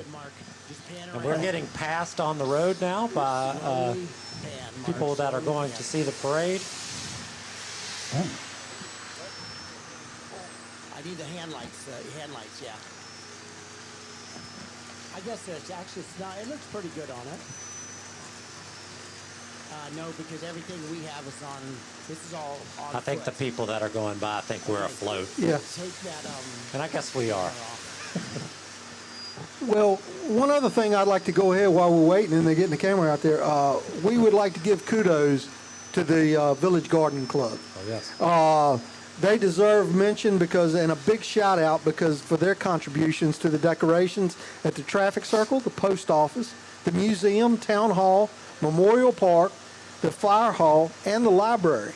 So we need to give them a big shout because they came out and did all this, and year after year they're right there doing it. Right. There's not a better scene in Amherst than that circle No. going out. Okay, let's go ahead and bring Mark back. And then we're going to go on to the next house. Dwayne, was there anything we're supposed to be giving them? No, we will not give them anything until the only people we'll give stuff to is the floats. They've already, everybody, the residences and the businesses has already received their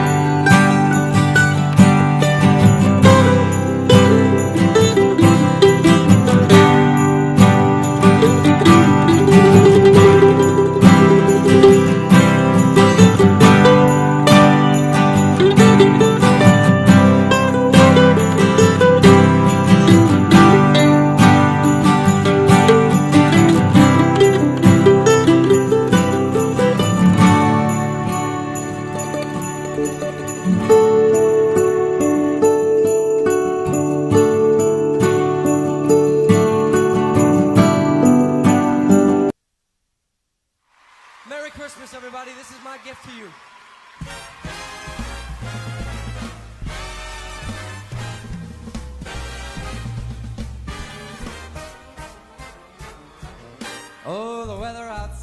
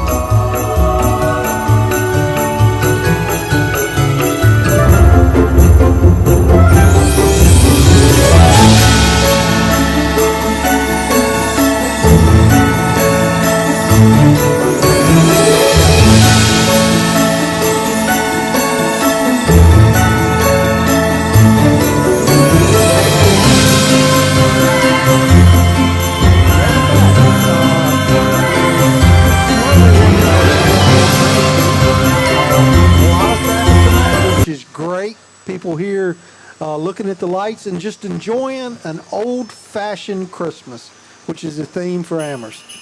So we've been told from the studio that there are 35 people currently watching on Facebook, and you're making some comments. And Mr. Ken Campbell had asked Mayor Tuggle to smile more. So we're going to work on that as we move forward here, Mr. Campbell, and get some joy into Mayor Tuggle. Thank you a lot, Mr. Campbell. I appreciate that. And as you put in some things on YouTube and Facebook, we can respond to them accordingly. Yeah. But it's going to be another minute or so before we get down to the second and third place winners here in the house decorating contest. Yep. But if in your live stream you're seeing the other houses here on Main Street that's decorated. I think I'm going to make a decision here. If you guys are okay with this, I want to, instead of stopping, we're going to drop Mark off with the 2 light people at the house, and then we keep going so that we can, and we'll use his camera so we can continue to get down the road faster. Okay.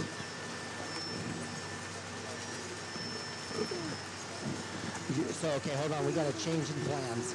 Jeffrey says these 2 houses are across from each other. Yes.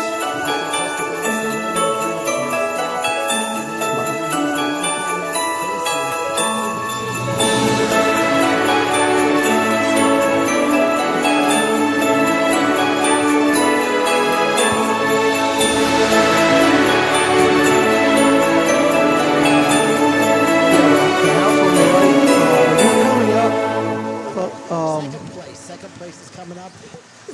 As we're coming up, we'll be coming up on 227 North Main. I'll get on the read. You need the vote? Yeah. Okay, we've got Mark up. It is the Sparrow House. Tozy and Stella.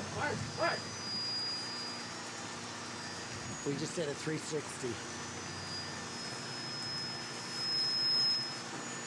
Okay, that's not the house then.